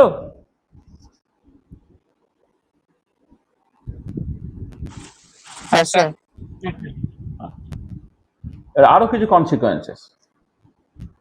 আচ্ছা, রেস্ট, এই কনসেপ্ট অফ রেস্ট, বিশ্রাম নেওয়া যেটাকে বলে, কনসেপ্ট অফ রেস্ট। এই কোয়ান্টাম মেকানিক্সে না রেস্ট বলে কিছু হয় না। ক্লাসিক্যাল মেকানিক্সের রেস্টের মানে আছে, কিন্তু কোয়ান্টাম মেকানিক্সের রেস্ট বলে কিছু হয় না। আর কেন হয় না, তার কারণটা হচ্ছে হাইসেনবার্গ আনসার্টেনটি প্রিন্সিপাল। আচ্ছা, রেস্ট মানে কি? ধরো কেউ রেস্টে আছে, ধর বলা হলো সুমন রেস্টে আছে। সুমন আজকে আসেনি কেন ক্লাস করতে? না স্যার, ও তো রেস্টে আছে। কেন রেস্ট আছে? না কালকে ফুটবল খেলতে গিয়ে ও পা মচকেছে, ও এখন রেস্টে আছে। তা যে রেস্টে আছে তার ভেলোসিটি কি হবে? যে অ্যাবসলিউট রেস্টে আছে তার ভেলোসিটি কত হবে? 0 হবে। জিরো হবে, জিরো। জিরো হবে। ভেলোসিটি শূন্য হলে মোমেন্টাম শূন্য, মোমেন্টাম শূন্য হলে এক্স কম্পোনেন্টের মোমেন্টামও শূন্য। আর এক্স কম্পোনেন্টের মোমেন্টাম শূন্য হলে আনসার্টেনিটির মোমেন্টাম, যেটা ডেল্টা পি এক্স বা সিগমা পি এক্স, যেটা root over P X square average minus P x average square, সেটা কত হবে? জিরো হবে। ঠিক আছে। আর এবারে দেখো, ফ্রম হাইসেনবার্গ আনসার্টেনিটি প্রিন্সিপাল, তো delta x delta P X greater equal to H cross by 2। তাহলে delta x delta P X যদি greater equal to H cross by 2 হয়, তার ডেল্টা এক্স যদি ফাইনাইট হয়, delta P X already zero বেরোচ্ছে, তাহলে হাইসেনবার্গ uncertainty principal violet করে যাচ্ছে। ডেল্টা পি এক্স জিরো তো বুঝতে পেরেছো? তাহলে এবারে হাইসেনবার্গ আনসার্টেনিটি প্রিন্সিপাল বলে delta x delta P X greater equal to H cross by 2। তাহলে ডেল্টা এক্স যদি ফাইনাইট হয় আর ডেল্টা পি এক্স যদি তো জিরো দেখতেই পাচ্ছি, তাহলে জিরো তো আর greater equal to H cross by 2 নয়, তাহলে হাইসেনবার্গ আনসার্টেনিটি প্রিন্সিপাল ভায়োলেট করে গেল এটা। হ্যাঁ স্যার। তাহলে এটা চলবে না, এক নম্বর। আর আরেকটা অল্টারনেটিভ থাকতে পারে যে ডেল্টা পি এক্স জিরো হওয়া সত্ত্বেও হাইসেনবার্গ আনসার্টেনিটি প্রিন্সিপাল বেঁচে যেতে পারে, ডেল্টা এক্সটা টেন্ডস টু ইনফিনিটি হয়। কারণ ইনফিনিটির সঙ্গে জিরো গুণ করলে এটা নেসেসারিলি জিরো হয় না, তার ভ্যালু যা খুশি হতে পারে। তাহলে একমাত্র বাঁচার রাস্তা হচ্ছে যে ডেল্টা পি এক্স তোমার জিরো হলো, কিন্তু ডেল্টা এক্সটা ইনফিনিটি হতে হবে। আর ডেল্টা এক্স ইনফিনিটি মানে কি? এটা কমপ্লিটলি আনসার্টেন হবে, তাই তো? মানে পজিশনটা কমপ্লিটলি আনসার্টেন। তাহলে সুমন তার পা ভেঙেছে বলে সে নাকি রেস্টে আছে, নড়তে করতে পারছে না, তাকে আমি হোস্টেলে খুঁজতে গেলাম, কেউ একজন বললো যে না ও তো সিনেমা দেখতে গেছে। সিনেমা হলে গেলাম, সেখানে কেউ বললো না ও তো পার্কে গেছে। পার্কে গেলাম, সেখান থেকে বললো যে না ও তো হচ্ছে তোমার এতে গেছে, মমতার মিছিলে গেছে।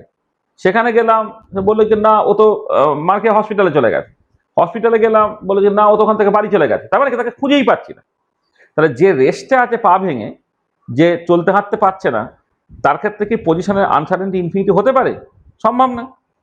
তা তুমি যেদিক থেকেই দেখো না কেন, যে অ্যাবসলিউট রেস্ট বলে কিন্তু কিচ্ছু হতে পারবে না। ঠিক আছে? স্যার তাহলে যে বস্তুটা রেস্টে আছে তার উপর কোয়ান্টাম মেকানিক্স খাটবে না? বস্তু রেস্টে আছে বলে অ্যাকচুয়ালি কেউ নেই রেস্টে, তো দেখে মনে হচ্ছে তুমি রেস্টে আছে। যে বস্তু তুমি অ্যাপারেন্টলি দেখে মনে করছো রেস্টে আছে, সে অ্যাকচুয়ালি রেস্টে নেই। বুঝলে? তুমি যখন রেস্টে আছো বলছো না, তুমি কিন্তু রেস্টে নেই, তোমার হার্ট তো চলছে না, হার্টবিট চলছে না। তাহলে তুমি কি অ্যাকচুয়ালি আদৌ রেস্টে আছো? তুমি কাজ করছো না, কিন্তু তোমার হয়ে কেউ না কেউ কাজ করছে। তোমার লাংস ঠিকঠাক চলছে, তোমার হার্ট ঠিকঠাক চলছে। ক্লাসিক্যালি রেস্টের মানে আছে, কোয়ান্টাম মেকানিক্সে রেস্ট বলে কিছু হয় না। কোয়ান্টাম ওয়ার্ল্ডে মাইক্রোস্কোপিক পার্টিকেল সব সময় কিছু না কিছু করে। আচ্ছা, এইটারই আরেকটা অল্টারনেটিভ বলি, যে রেস্টের আরেকটা মানে হতে পারে, যখন রেস্ট, সে কি হচ্ছে, সে একটা জায়গার মধ্যে থাকবে। ধরো বিছানাতে পা ভেঙে গেছে, পায়ে ব্যান্ডেজ ফ্যান্ডেজ করে দিয়েছে, সে একটা পার্টিকুলার জায়গাতে আছে। তারপর রেস্ট মানে এটাও তুমি ভাবতে পারো যে তার পজিশনটা ডেফিনাইট, অর্থাৎ আনসার্টেনিটি পজিশনটা হচ্ছে জিরো। আবার ওই একই রকম ডেল্টা পি এর greater equal to H cross by 2, delta P এর যদি ফাইনাইট হয়, তাহলে হাইসেনবার্গ আনসার্টেনিটি প্রিন্সিপাল ভায়োলেট করে গেল এটা। ডেল্টা এক্স তো জিরো, তার ডেল্টা পি এস ফাইনাইট যদি হয়, ডেল্টা পি এক্স জিরো হয়ে গেল, হাইসেনবার্গ আনসার্টেনিটি প্রিন্সিপাল ভায়োলেট করে গেল। আরেকটা বাঁচার রাস্তা হচ্ছে যে ডেল্টা এক্স জিরো সত্ত্বেও হাইসেনবার্গ আনসার্টেনিটি প্রিন্সিপাল বেঁচে যেতে পারে, delta P x tends to infinity হয়। যখন delta P x tends to infinity, তখন ভেলোসিটি টেন্ডস টু ইনফিনিটি হতে হবে। আর যে ছেলে নাকি রেস্টে আছে, সে গিয়ে দেখলাম রুদ্ধশ্বাসে দৌড়াচ্ছে, ভেলোসিটি টেন্ডস টু ইনফিনিটি। সেটা কি কখনো সম্ভব? সম্ভব না। তার মানে যেটা বুঝতে পারছো, যে হাইসেনবার্গ আনসার্টেনিটি প্রিন্সিপাল যেখানে আছে, পার্টিকুলারলি মানে সব জায়গাতে হাইসেনবার্গ আনসার্টেনিটি প্রিন্সিপাল আছে, কিন্তু তার সাবঅ্যাটমিক বা মাইক্রোস্কোপিক পার্টিকেলের ক্ষেত্রে তার ম্যানিফেস্টেশনটা হচ্ছে মোস্ট ইম্পর্টেন্ট। হ্যাঁ, সেখানে তুমি দেখতে পাচ্ছ যে অ্যাবসলিউট রেস্ট বলে কিচ্ছু হয় না। Nothing is in absolute rest. বুঝেছো খোকা? হ্যাঁ স্যার। আচ্ছা, এবারে রেস্টে থাকে না বলে তার মিনিমাম পসিবল এনার্জিও মোস্ট অফ দ্য কেসে জিরো হয় না। সেইখান থেকে আমি আসছি নেক্সট যে অ্যাপ্লিকেশনসটা, সেটা হচ্ছে concept of zero point energy. Zero point energy হচ্ছে minimum possible energy that a particular motion can have. ধরো একটা পার্টিকেলের ট্রান্সেকনাল মোশন থাকতে পারে, রোটেশনাল মোশন থাকতে পারে, ভাইব্রেশনাল মোশন থাকতে পারে। এবার দেখতে হবে কোন একটা পার্টিকুলার মোশনের সঙ্গে অ্যাসোসিয়েটেড মিনিমাম যে এনার্জিটা, তাকে বলে zero point energy.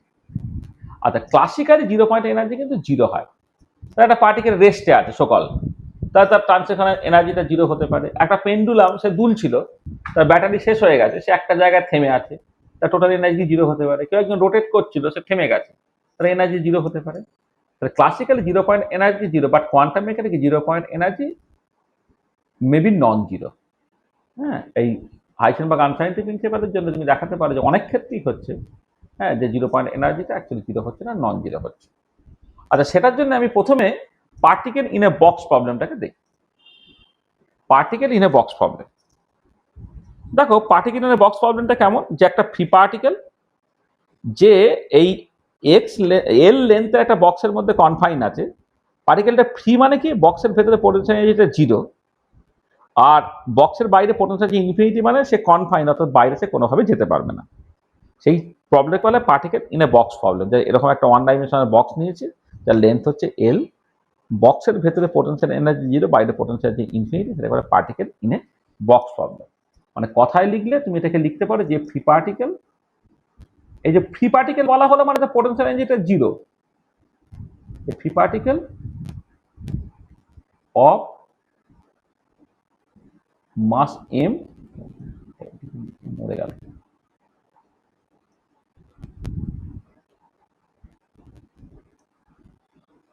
a free particle of mass m, এই যে কনফাইন মানে হচ্ছে বাইরে পোটেনশিয়াল এনার্জি ইনফিনিটি হয়ে গেল, confine in a 1D box of length এল, এটা হচ্ছে এইটা। আচ্ছা, এবারে দেখো এই পার্টিকেলটা জিরো পয়েন্ট এনার্জি জিরো হতে পারে কিনা আমি একটুখানি দেখতে চাইছি। ধরো ইনসাইড দ্য বক্স পোটেনশিয়াল এনার্জিটা জিরো, তার মানে বক্সের বাইরে তো পার্টিকেলটা যেতেই পারে না, যা কিছু আলোচনা হবে বক্সের ভেতরে। আর বক্সের ভেতরে পুরো এনার্জিটাই তার কাইনেটিক এনার্জি, টোটাল এনার্জিটা পুরোটাই কাইনেটিক এনার্জি, সেটা px square by twice M. আচ্ছা, এবারে যদি জিরো পয়েন্ট এনার্জি জিরো হয়, তাহলে px square by twice M zero হতে হবে। সেক্ষেত্রে px স্কয়ার জিরো হতে হবে, px জিরো হতে হবে। তাহলে px স্কয়ার যদি জিরো হয়, তাহলে px স্কয়ার অ্যাভারেজও জিরো, আর px যদি জিরো হয়, তাহলে px এর অ্যাভারেজও জিরো। তাহলে আনসার্টেনটি মোমেন্টাম ডেল্টা px, যেটা সিগমা px, এটা root over px square average minus px average, সেটা হচ্ছে জিরো হয়ে গেল। আচ্ছা, এবারে দেখো যেহেতু পার্টিকেলটা বক্সের মধ্যে কনফাইন আমি বলেই দিয়েছি, তার মানে এই যে ম্যাক্সিমাম আনসার্টেনটি পজিশন, সেটা তো বক্সের লেন্থ যেটা এল সেটা হবে, অর্থাৎ কোনোভাবেই পার্টিকেলটার যে আনসার্টেনটি পজিশন সেটা কখনো ইনফিনিটি হতে পারে না, ডেল্টা এক্সটা ফাইনাইট হচ্ছে। তাহলে দেখো ডেল্টা এক্স ফাইনাইট হচ্ছে, কিন্তু ডেল্টা পি এক্স জিরো বেরিয়েছে, যদি জিরো পয়েন্ট এনার্জি জিরো থাকে, তাহলে কি হলো, delta P x equal to zero হয়ে গেল, যেটা হাইসেনবার্গ আনসাইন্টিফিক হিসেবে ভায়োলেট করে। সেই জন্য কি হচ্ছে, পার্টিকেল ইন এ বক্সের ক্ষেত্রে জিরো পয়েন্ট এনার্জি জিরো হতে পারে না। ঠিক আছে, বোঝা গেল?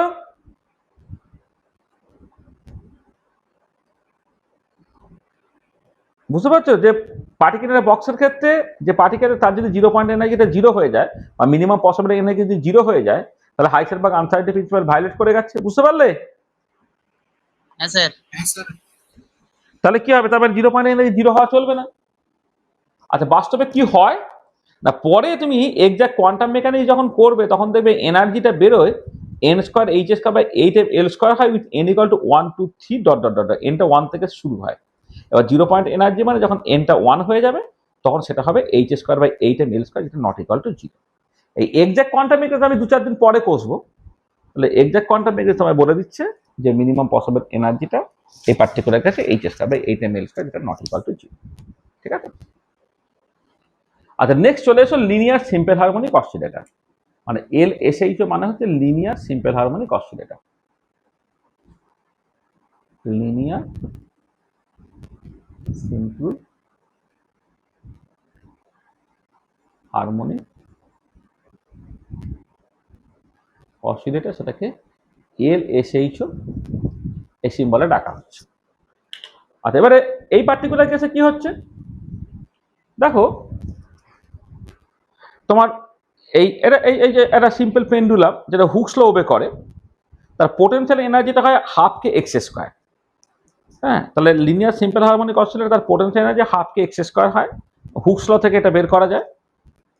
আর kinetic energy P x square by twice M. এবারে কথাটা হচ্ছে যে পোটেনশিয়াল যে হাফ কে এক্স স্কোয়ার, যেখানে এক্সটা হচ্ছে displacement from the equilibrium position, দেখো তার যদি স্কোয়ার আছে, তাহলে এটা non negative quantity, kinetic energy যেটা px square by twice M সেটা নন নেগেটিভ কোয়ান্টিটি, দুটোই কিন্তু নন নেগেটিভ কোয়ান্টিটি। এবার টোটাল এনার্জি ইটা কত, টি প্লাস ভি। তাহলে এবারে দেখো, তাহলে কাইনেটিক এনার্জিটা px square by twice M, potential energy half kx square.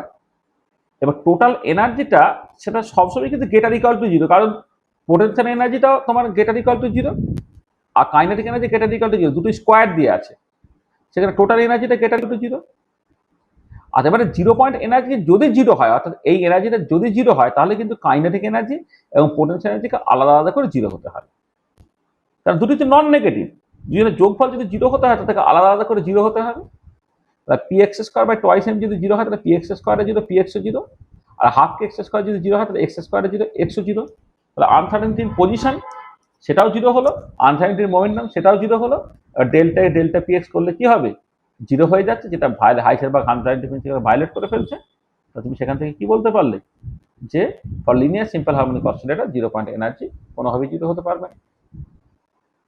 ঠিক আছে, এবং হয় কত, তুমি যদি এক্সাক্ট কোয়ান্টাম মেকানিক্স করো তাহলে এনার্জি এক্সপ্রেশনটা বেরোয় V plus half H cross omega, যেখানে ভিটা 0 1 2 3 4 dot dot dot dot.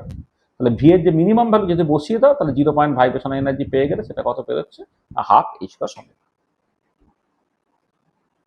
Half H cross omega. 0 point vibration energy হচ্ছে হাফ এইচ কস ওমেগা।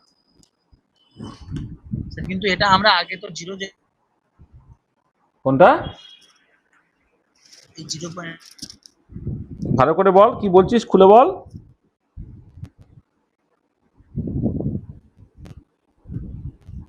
বল না রে সুমন, কি বলছিস?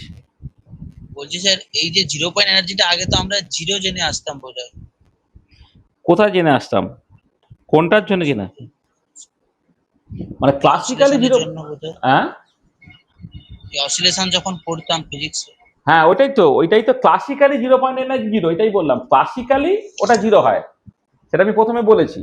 কিন্তু আনসার্টেনটি প্রিন্সিপাল থাকার জন্য দেখো classically zero point energy zero, এই যে classically zero point energy zero হয়, ঠিক আছে। বাট হাইসেনবার্গ আনসার্টেনটি প্রিন্সিপাল থাকার জন্য জিরো পয়েন্ট এনার্জি জিরো নয়। এই হাইসেনবার্গ আনসার্টেনটি প্রিন্সিপাল থেকেই তো যত পিকিউলিয়ার বা স্ট্রেঞ্জ বিহেভিয়ার গুলো দেখতে পাওয়া যায়, সেটা আমি আগে আলোচনা করেছিলাম না, বলেছিলাম না, এখানে অনেক কিছুই পাবে যেটা বেশ অ্যাবনর্মাল একদম, ঠিক আছে। আচ্ছা, এবারে দেখো এই যে এই দুটো কেসে জিরো পয়েন্ট হাইসেনবার্গ আনসার্টেনটি প্রিন্সিপালকে বাঁচাতে গেলে জিরো পয়েন্ট এনার্জি জিরো হওয়া চলছে না।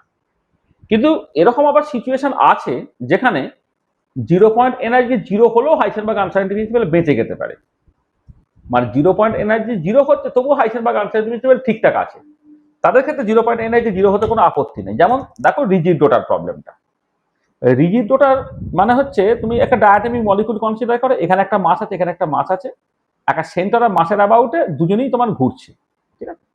এবার যখন ঘুরছে তখন এই বন্ডটা এতটাই শক্ত যে তোমার বন্ড লেন্থের কোনো চেঞ্জ হচ্ছে না, মানে বন্ডটা ইলাস্টিক নয় আর কি, বন্ডটা এতটাই শক্ত যে during rotation there is no centrifugal distortion. আচ্ছা, এর energy exact quantum mechanical energy এক্সপ্রেশনটা বেরোয় J into J plus one H square by 8π2i, যেখানে যে হচ্ছে রোটেশনাল কোয়ান্টাম নাম্বার, তার ভ্যালুটা 0 থেকে স্টার্ট, 0 1 2 3 4 ডট ডট ডট। তাহলে এর ক্ষেত্রে যদি মিনিমাম এনার্জিটা তুমি ক্যালকুলেট করো তাহলে জে এর ভ্যালু 0 বসিয়ে দাও, 0 বসালে কিন্তু এনার্জিটা 0 বেরিয়ে যাচ্ছে, অর্থাৎ রিজিড ডোটারের ক্ষেত্রে কিন্তু জিরো পয়েন্ট এনার্জি 0 হচ্ছে। আর এবারে কথাটা হচ্ছে যে রিজিড ডোটারের ক্ষেত্রে জিরো পয়েন্ট এনার্জিটা 0 হলো, তাহলে কি তোমার হাইসেনবার্গ আনসার্টেনটি প্রিন্সিপাল ভায়োলেট করে যাবে? আমি উল্টো দিক দিয়ে দেখি, জিরো পয়েন্ট এনার্জিটা এখানে সত্যি সত্যিই জিরো হয়, ইটস এ ফ্যাক্ট যে for rigid daughter problem zero point energy zero. এবার কোশ্চেনটা হচ্ছে তাহলে কি হাইসেনবার্গ আনসার্টেনটি প্রিন্সিপাল ভায়োলেট করে যাচ্ছে? এবারে সেটা আমি আসছি, but this does not violate হবে, but this does not violate Heisenberg uncertainty principle. কেমন করে দেখো, তুমি যখন রিজিড ডোটার প্রবলেম করছো তখন জিরো পয়েন্ট এনার্জি জিরো হলো তো ভালো। আচ্ছা, জিরো পয়েন্ট এনার্জি জিরো হলে রোটেশনাল কাইনেটিক এনার্জি যেটা এল স্কোয়ার বাই টোয়াইস আই হয়, যেখানে এলটা হচ্ছে অ্যাঙ্গুলার মোমেন্টাম, আইটা হচ্ছে মোমেন্ট অফ ইনার্সিয়া, মানে এলটা হচ্ছে তোমার angular momentum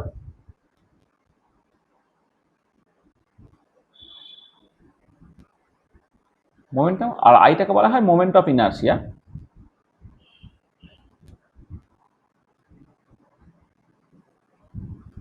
moment of inertia, তাহলে দেখো এটা এল স্কোয়ার বা টোয়াইস আই যদি জিরো হয় তাহলে এল স্কোয়ারটা জিরো হলো অর্থাৎ এলটা জিরো হলো।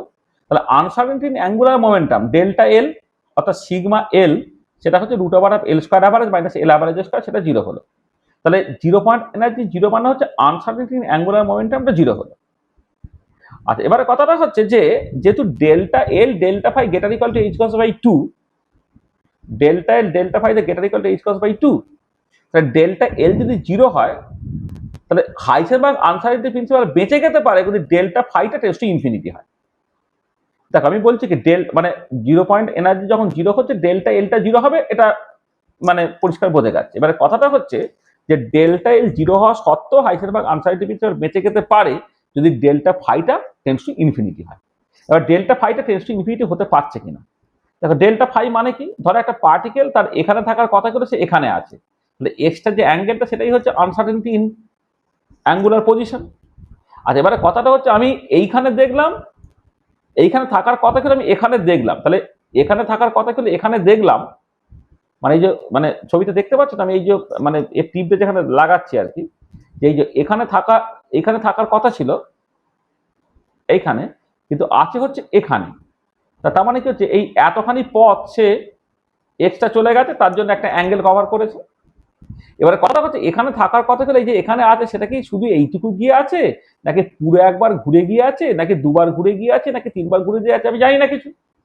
তার মানে কি এই যে ফাই এর যে আনসার্টেনটিটা একটা ইন্ট্রিনজিক আনসার্টেনটি আছে, সেটা 2n পাই প্লাস ফাই, কারণ একবার পুরো ঘুরে গেলেই হচ্ছে অ্যাঙ্গেলটা তখন আর ডেল্টা ফাই থাকছে না, তখন হচ্ছে কি 2 পাই প্লাস ডেল্টা ফাই, দুবার ঘুরে গেলে 4 পাই প্লাস ডেল্টা ফাই, তিনবার ঘুরে গেলে ইত্যাদি ইত্যাদি। তার মানে যেহেতু পার্টিকেলটা মানে তোমার তার একটা ইন্ট্রিনজিক মানে পার্টিকেলটা কিন্তু ঘুরছে, তার একটা ইন্ট্রিনজিক আনসার্টেনটি আছে, সেই intrinsic uncertainty 2n pi plus phi, হ্যাঁ, বা মানে তুমি বলতে পারো ডেল্টা ফাই আর কি। But delta phi may have an intrinsic uncertainty, সেটা হচ্ছে 2n pi plus delta phi, মানে যেটা তুমি ডেল্টা ফাই মনে করছো এটা 2 পাই প্লাস ডেল্টা ফাই হতে পারে, 4 প্লাস ডেল্টা ফাই, এর কতবার ঘুরছে তার তো কোনো ঠিক ঠিকানা নেই। তার মানে কি দাঁড়াচ্ছে, যখন n টেন্ডস টু ইনফিনিটি তখন ডেল্টা ফাই কিন্তু টেন্ডস টু ইনফিনিটি হতে পারে। যখনই এরকম কোন রোটেশনাল মোশন থাকবে না, এই রোটেশনাল মোশনের ক্ষেত্রে তোমার এরকম হতে পারে যে জিরো পয়েন্ট এনার্জি জিরো হচ্ছে, স্টিল হাইসেনবার্গ আনসার্টেনটি প্রিন্সিপাল তোমার বেঁচে যেতে পারে। বুঝতে পারছো, জিরো পয়েন্ট এনার্জি জিরো হচ্ছে কিন্তু হাইসেনবার্গ আনসার্টেনটি প্রিন্সিপাল বেঁচে গেল। বোঝা গেল কি করে বাঁধলো? হ্যাঁ স্যার। স্যার বলছি যে সমস্ত বস্তু যাদের ক্ষেত্রে তাদের মানে পার্টিকেলের লেন্থটা ডি ব্রগলি লেন্থের চেয়ে অনেক বড়, তাদের ক্ষেত্রেও কি হাইজেনবার্গ প্রিন্সিপালটাও ভ্যালিড? হাইসেনবার্গ প্রিন্সিপাল সবসময়ই ভ্যালিড, হ্যাঁ। এবার তার ম্যানিফেস্টেশনটা ইনসিগনিফিকেন্ট হবে, যেহেতু তুমি বললে যে হ্যাঁ বলো। বলছি যে যার ক্ষেত্রে ডি ব্রগলি ওয়েভলেন্থটা খুবই ছোট, মানে তার পার্টিকেলের সাইজের তুলনায়, তার ক্ষেত্রেও কি ওই greater than is equal to 4 পাই হবে? ওই যে আনসার্টেনটিটা হ্যাঁ হ্যাঁ হ্যাঁ h/4 কি হবে? হ্যাঁ একদম অবশ্যই হবে। কিন্তু স্যার হয়তো কোনো একটা হয়তো মানুষের কথা যদি বলি, কেউ যদি ছুটে যাচ্ছে, এবারে তার তো ন্যূনতম একটা মোশন আছে, হুম তার একটা মোমেন্টাম আছে, হুম কিন্তু তার যে এটা মানে তার মোমেন্টামটা বা তার পজিশনটা তো দুটোই আমরা ক্যালকুলেট করতে পারি মানে একদম হ্যাঁ ইজিলি। হ্যাঁ ছোট সাব অ্যাটমিক পার্টিকেলের পক্ষে হয়তো আমাদের পক্ষে সম্ভব হবে না, হ্যাঁ, কিন্তু মাইক্রোস্কোপ ক্যালকুলেট করতে লেন্থে পারবো দেখতে হবে। না, এটাই কিন্তু তো এর এবারে ক্ষেত্রে তো হচ্ছে। না না এবারে ব্যাপারটা কি যে তুমি যেটা ভাবছো তুমি ক্যালকুলেট করতে পারছো, হ্যাঁ, হ্যাঁ তুমি অ্যাকচুয়ালি তুমি একটা ছোট্ট ভুল করছো। সেই ছোট্ট ভুলটা হচ্ছে তোমার h/4 পাই, h/4 পাই এর ভ্যালুটা জাস্ট কল্পনা করো। h হচ্ছে 6.626 10⁻34 জুল সেকেন্ড, তাকে 4 পাই দিয়ে ভাগ হচ্ছে, তাই না? হ্যাঁ হ্যাঁ তাহলে তুমি কি তাহলে ওই যে দেখো আমরা নর্মালি কি করি, ধরো তুমি ওজন হতে গেছো, তুমি একটা কয়েন ফেলে ওজন হচ্ছে, তোর ওজন কত? 62। 62। এবারে ভাব তুই যে ওজন 62 বললি, এর কোনো মানে আছে? তুই তো 61 কেজি 500 গ্রাম থেকে 62 কেজি 500 গ্রাম, তার মধ্যে যে কোনো ওজনকে তুই তো 62 বলছিস, হ্যাঁ তাই না? তুই এবারে আরেকটু ভালো জায়গায় ওজন হয়েছে, তুই বললি আমার ওজন হচ্ছে 62.5, তার মানে কি 62.250 গ্রাম থেকে 62 কেজি 750 গ্রাম, তার মধ্যে যে কোনো ওজন কিন্তু তো 62.5 বলছিস। হ্যাঁ এবারে আস্তে আস্তে তুই আরো কেমিক্যাল ব্যালেন্সে চলে আয়, কেমিক্যাল ব্যালেন্সে তুই যখন একটা অক্সালিক অ্যাসিডের প্রাইমারি স্ট্যান্ডার্ড বানাবি 100 ml n/10, তো 0.60 গ্রাম লাগবে। তুই কি হ্যাঁ। 0.60 গ্রাম নিচ্ছিস কেন? 3 এর পরে কার ডিজিট হয় না? না, মানে এর পর ডিলিট হয়, মেশিনে শো করে না। মেশিনে শো করে না। তা মেশিন আরো ভালো মেশিনে যাও, পয়েন্টের পরে 3টে ডেসিমেল দিল, আরো ভ্যালু মেশিনে 4টে ডেসিমেল দিল, আরো ভালো মেশিনে 5টা ডেসিমেল দিল। হ্যাঁ, তার মানে কি হচ্ছে, তুমি মেশিনটা যত ভালো করছো তত তুমি জিনিসটাকে আরো অ্যাকুরেট মাপতে পারছো। কিন্তু আনফরচুনেট যেটা কথা, সে যত ভালো করেই যে মাপো না কেন, মানে এটা হাইসেনবার্গ আনসার্টেনিটি প্রিন্সিপাল একটা ইন্ট্রিনসিক প্রিন্সিপাল। মানে এটা এমন নয় যে তোমার যন্ত্রের গন্ডগোল আছে, তুমি মাপতে ভুল করছো ইত্যাদি। তুমি যদি মাপতে ভুল করো, এরার আরো বেশি হবে। কিন্তু অন্তত পক্ষে যে এরারটা, মানে স্ট্যান্ডার্ড ডেভিয়েশন যেটা, সেটা হচ্ছে greater equal two h cos by 2, এটা হতেই হবে, এর কোনো ভায়োলেশন। মানে আনসার্টেনিটি প্রিন্সিপালটা এমন নয় যে আমার যন্ত্রে গন্ডগোল আছে, আমি মাপতে ভুল করছি। যন্ত্রে গন্ডগোল থাকলে আমি মাপতে ভুল করলে আরো বেশি এরার থাকবে। হ্যাঁ, মানে আমার তো মিনিমামটা নিয়ে কথা, ওদের গেটার ইকুয়াল টু বলা হয়েছে, মানে গেটারের তো কোনো লিমিট নাই, তাই না? এটা মাথায় রাখতে হবে। তাহলে দেখো, তাহলে আচ্ছা, ঠিক আছে তো, বোঝা গেছে তো? হ্যাঁ স্যার। আচ্ছা, এবারে আমি এখানে এই দুটো প্রবলেম দিচ্ছি যে 0 পয়েন্ট এনার্জিটা নন জিরো হয়, তুমি এটা বাড়িতে দেখাবে। সেটা হচ্ছে particle rotating in a ring, so that for a free particle rotating in a ring of fixed radius,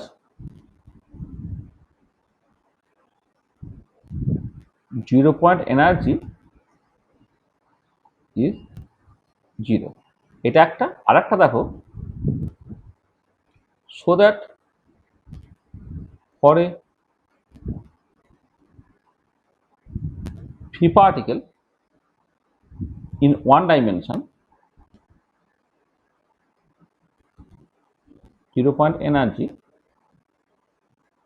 is zero. এই দুটো তোমাকে প্রবলেম হিসেবে দিলাম। হ্যাঁ, এটা বাড়িতে কষবে। তোমাকে আমি হিন্ট দিয়ে দিচ্ছি যে প্রথম সিচুয়েশনটা হচ্ছে একদম এইটার মতো। ধরো একটা পার্টিকেল সে একটা রিংয়ে রোটেট করছে, তো তার জন্য তোমার দেখবে 0 পয়েন্ট এনার্জিতে জিরো হয়, তাহলে পার্টিকেল রোটেটিং এর রিং এর জন্য এনার্জি এক্সপ্রেশন বের করবে। সেটা বেরোবে হচ্ছে তোমার k square h cos square by twice m হয়। কেটা জিরো অ্যালাউড, মানে মিনিমাম পসিবল এনার্জিটা জিরো হতে পারছে, কিন্তু এটা হতে পারছে তার কারণ যে ডেল্টা ফাইতে যা খুশি হতে পারে। আবার যখন তোমার পার্টিকেল একটা ফ্রি পার্টিকেল প্রবলেম যখন তুমি কনসিডার করছো, ফ্রি পার্টিকেল মানে সে কিন্তু মাইনাস ইনফিনিটি থেকে প্লাস ইনফিনিটি যেখানে খুশি যেতে পারে, অর্থাৎ আনসার্টেনটি ইন পজিশন সেটা ইনফিনিটি হতে পারে। সেই জন্য তুমি দেখবে এই পার্টিকুলার ক্ষেত্রে 0 পয়েন্ট এনার্জি জিরো হওয়া সত্ত্বেও কিন্তু হাইসেনবার্গ আনসার্টেনটি প্রিন্সিপাল বেঁচে গেছে। যেখানে মানে 0 পয়েন্ট এনার্জি জিরো হতে গিয়ে হাইসেনবার্গ আনসার্টেনটি প্রিন্সিপালটা চ্যালেঞ্জের মুখে পড়ে গেল, সেখানে হাইসেনবার্গ আনসার্টেনটি প্রিন্সিপাল কখনো ভায়োলেটেড হতে পারবে না। সেই জন্য তুমি দেখবে ওই পার্টিকুলার কেসগুলোতে তোমার 0 পয়েন্ট এনার্জি জিরো হতে পারবে না। কিন্তু যার ক্ষেত্রে 0 পয়েন্ট এনার্জি জিরো হলে হাইসেনবার্গ আনসার্টেনটি প্রিন্সিপাল স্টিল বেঁচে গেছে, তার ক্ষেত্রে 0 পয়েন্ট এনার্জিতে জিরো হতে পারে। ঠিক আছে, বোঝা গেল?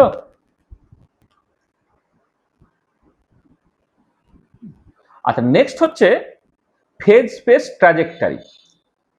Phase space trajectory. আচ্ছা, ফেজ স্পেস ট্র্যাজেক্টরি জিনিসটা কি না, আমরা যখন কোন একটা ছবি টবি আঁকি, আমাদের যে স্পেসটা একটা ইউক্লিডিয়ান স্পেস থেকে একটা ডিরেকশন বরাবর এক্স আর একটা ডিরেকশন বরাবর ওয়াই, বা 3 ডাইমেনশনাল এক্স ওয়াই জেড এরকম লিখি। এবার তার বদলে যদি আমি একটা ডিরেকশন বরাবর পজিশন আর অন্য ডিরেকশন বরাবর আমি মোমেন্টাম নিই, তখন তাকে বলে ফেজ স্পেস। ঠিক আছে, এবারে ক্লাসিক্যাল পার্টিকেলের ক্ষেত্রে তোমার হাইসেনবার্গ আনসার্টেনটি প্রিন্সিপাল নেয়, সেখানে একটা ওয়েল ডিফাইন্ড ফেজ স্পেস থাকে। অর্থাৎ কোন একটা নির্দিষ্ট মুহূর্তে তুমি তো পজিশন মোমেন্টামের এক্সাক্ট ভ্যালু জানো, এই যে এটা যদি এক্স ডিরেকশন হয়, এটা যদি এই ডিরেকশন মানে ভার্টিক্যাল মানে দুটো পারপেন্ডিকুলার ডিরেকশনে একটা ডিরেকশন বরাবর তুমি পজিশন আর একটা ডিরেকশন তুমি মোমেন্টাম লিখছো, পরে যে স্পেসটা পাচ্ছ সেটা হচ্ছে ফেজ স্পেস। এবারে ক্লাসিক্যাল পার্টিকেলের ক্ষেত্রে যে কোনো একটা নির্দিষ্ট মুহূর্তে তোমার এক্সাক্ট পজিশন আর এই যে মোমেন্ট তোমার জানা আছে, আর একটা নির্দিষ্ট মুহূর্তে তোমার এক্সাক্ট পজিশন, সরি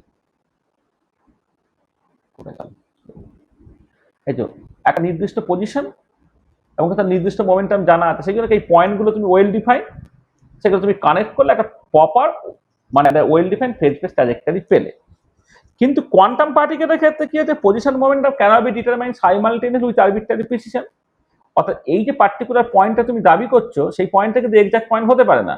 একটা পজিশনের আনসার্টেনিটি আছে ডেল্টা এক্স, একটা মোমেন্টামের আনসার্টেনিটি ডেল্টা পি এক্স। অর্থাৎ এই পয়েন্টটা একটা এরিয়া এলিমেন্টে কনভার্টেড হয়ে গেল, যে এরিয়াটা হচ্ছে of the order of h cross by 2। আবার ধরো এইখানে একটা পার্টিকেল কনসিডার করছো যার হয়তো মোমেন্টামটা কিছুটা কমে গেছে কিন্তু পজিশনটা অনেক বেড়ে গেছে। এইখানে যে পার্টিকেলটা ভেবেছো তার মোমেন্টামটা হয়তো অনেকটা ডেফিনাইট কিন্তু পজিশনটা বেশি আনসার্টেন হয়ে গেছে, এত করে ভেতরে এরিয়াটা এইচ ক্রস বাই 2 হয়।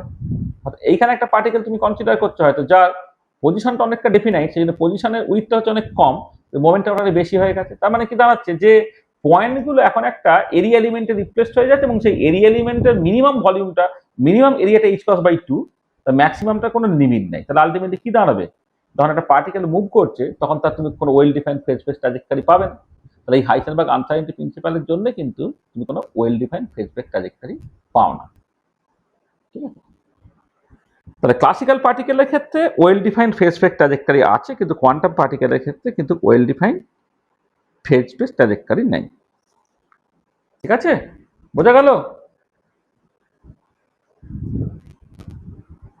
বুঝছে? হ্যাঁ স্যার। আর লাস্ট যেটা বলবো সেটা হচ্ছে এই তোমার এনার্জি টাইম আনসার্টেনিটি প্রিন্সিপালটা, তার একটা কনসিকুয়েন্সেস বলবো আজকের মতো। আর নেক্সট দিনে আমরা আরো কিছু কনসিকুয়েন্সেসও বলতে পারি, না হলে আমরা এরপরে শোডিঞ্জার ইকুয়েশন ইত্যাদিতে আমরা চলে যাবো আর কি। মানে আরো অ্যাপ্লিকেশন আমাকে আরো কিছু বলতে হবে, সেগুলো পরে, সেটা এক্ষুনি না বললেও চলবে, দেখা যাক, নির্ভর করবে কি করা যায়। আচ্ছা দেখো, এবারে এনার্জি টাইম আনসার্টেনিটি প্রিন্সিপালে delta E delta T greater equal to H cross by 2 বলেছি। যেখানে আনসার্টেনিটি ইন এনার্জিটা স্ট্যান্ডার্ড ডেভিয়েশন এনার্জি, সেখানে কোনো প্রবলেম নেই, কিন্তু আনসার্টেনিটি ইন টাইমটাকে তুমি কিন্তু স্ট্যান্ডার্ড ডেভিয়েশন টাইম এইরকম ভাবে লিখতে পারবে না। এবার স্পেকট্রোস্কোপিতে আনসার্টেনিটি ইন টাইম মানে হচ্ছে average life time of A quantum state, average life time of A quantum state, সেইটা হচ্ছে তোমার ডেল্টা টি এর মানে। ঠিক আছে, আচ্ছা দেখো, ধরো তুমি একটা ট্রানজিশনের কথা ভাবছো, একটা গ্রাউন্ড স্টেট থেকে একটা এক্সাইটেড স্টেটে ট্রানজিশনটা ঘটছে। এবার এক্সাইটেড স্টেটে যাওয়ার পরে সেটা কিছুক্ষণ সময় পরে নিচে নামবে, তাহলে যে সময় সে এক্সাইটেড স্টেটে রইল সেটা হচ্ছে average life time of the excited state, সেটাই হচ্ছে আনসার্টেনিটি ইন টাইম। আর গ্রাউন্ড স্টেটে পার্টিকেলটা মানে সবসময় প্রায় থাকতে চায় বলে তার অ্যাভারেজ লাইফ টাইমটা টেন্ডস টু ইনফিনিটি, অর্থাৎ আনসার্টেনিটি ইন টাইমটা টেন্ডস টু ইনফিনিটি, তুমি এটা বলবে। যেটা আমি আগে আলোচনা করেছি, সেটা আমি আরেকবার বললাম। এবার তার কনসিকুয়েন্সেসটা দেখো, তাহলে শুনতে পাচ্ছ তো?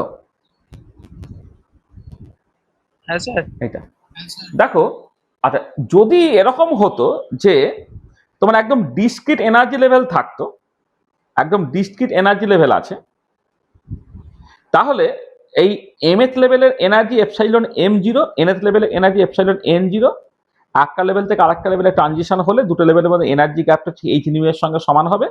অর্থাৎ দুটো লেভেলের মধ্যে এনার্জি গ্যাপটাকে h দিয়ে ভাগ করে তুমি ট্রানজিশন ফ্রিকোয়েন্সিটা পাবে। অর্থাৎ দেখো এরকম যদি ইন্টেন্সিটি ভার্সেস ফ্রিকোয়েন্সি প্লট করো, তাহলে একটা পার্টিকুলার পয়েন্ট, পার্টিকুলার ফ্রিকোয়েন্সিতে ট্রানজিশনটা ঘটছে, সেই ট্রানজিশন ফ্রিকোয়েন্সিটা দুটো লেভেলের মধ্যে এনার্জি গ্যাপকে h দিয়ে ভাগ করতে। তাহলে দেখো, যদি কোনো আনসার্টেনিটি প্রিন্সিপাল না থাকে তাহলে ওয়েল ডিফাইন তোমার এনার্জি লেভেল তুমি পাবে এবং সেইখান থেকে তুমি well define sharp spectral line পাচ্ছ। কিন্তু বাস্তবে কি হচ্ছে, বাস্তবে এই যে ডেল্টা ই আর delta t, delta E delta t যদি h greater equal to H cross by 2, এবারে ডেল্টা টি তো অ্যাভারেজ লাইফ টাইম হয়, তাহলে মানে কি একটা এনার্জির আনসার্টেনিটি থেকে যাচ্ছে।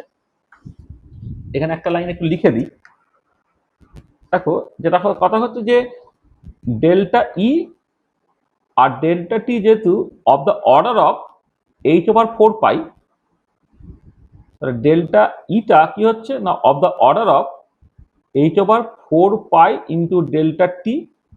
এটাকে লিখলাম delta eta of the order of h/4 into যে স্টেটটা ভাবছো তার লাইফ টাইম। তাহলে যে কোনো একটা এনার্জি লেভেল, সেই এনার্জি লেভেলটা একটা প্রিসাইজ হবে না, সেই এনার্জি লেভেলের মধ্যে উইথ থাকবে। মানে ধরো এই যে এনার্জিটা একটা প্রিসাইজ এনার্জি লেভেল বলে মনে হচ্ছে, কিন্তু না, বাস্তবে তার কিন্তু একটা উইথ থাকবে। সেই উইথটা কতটা?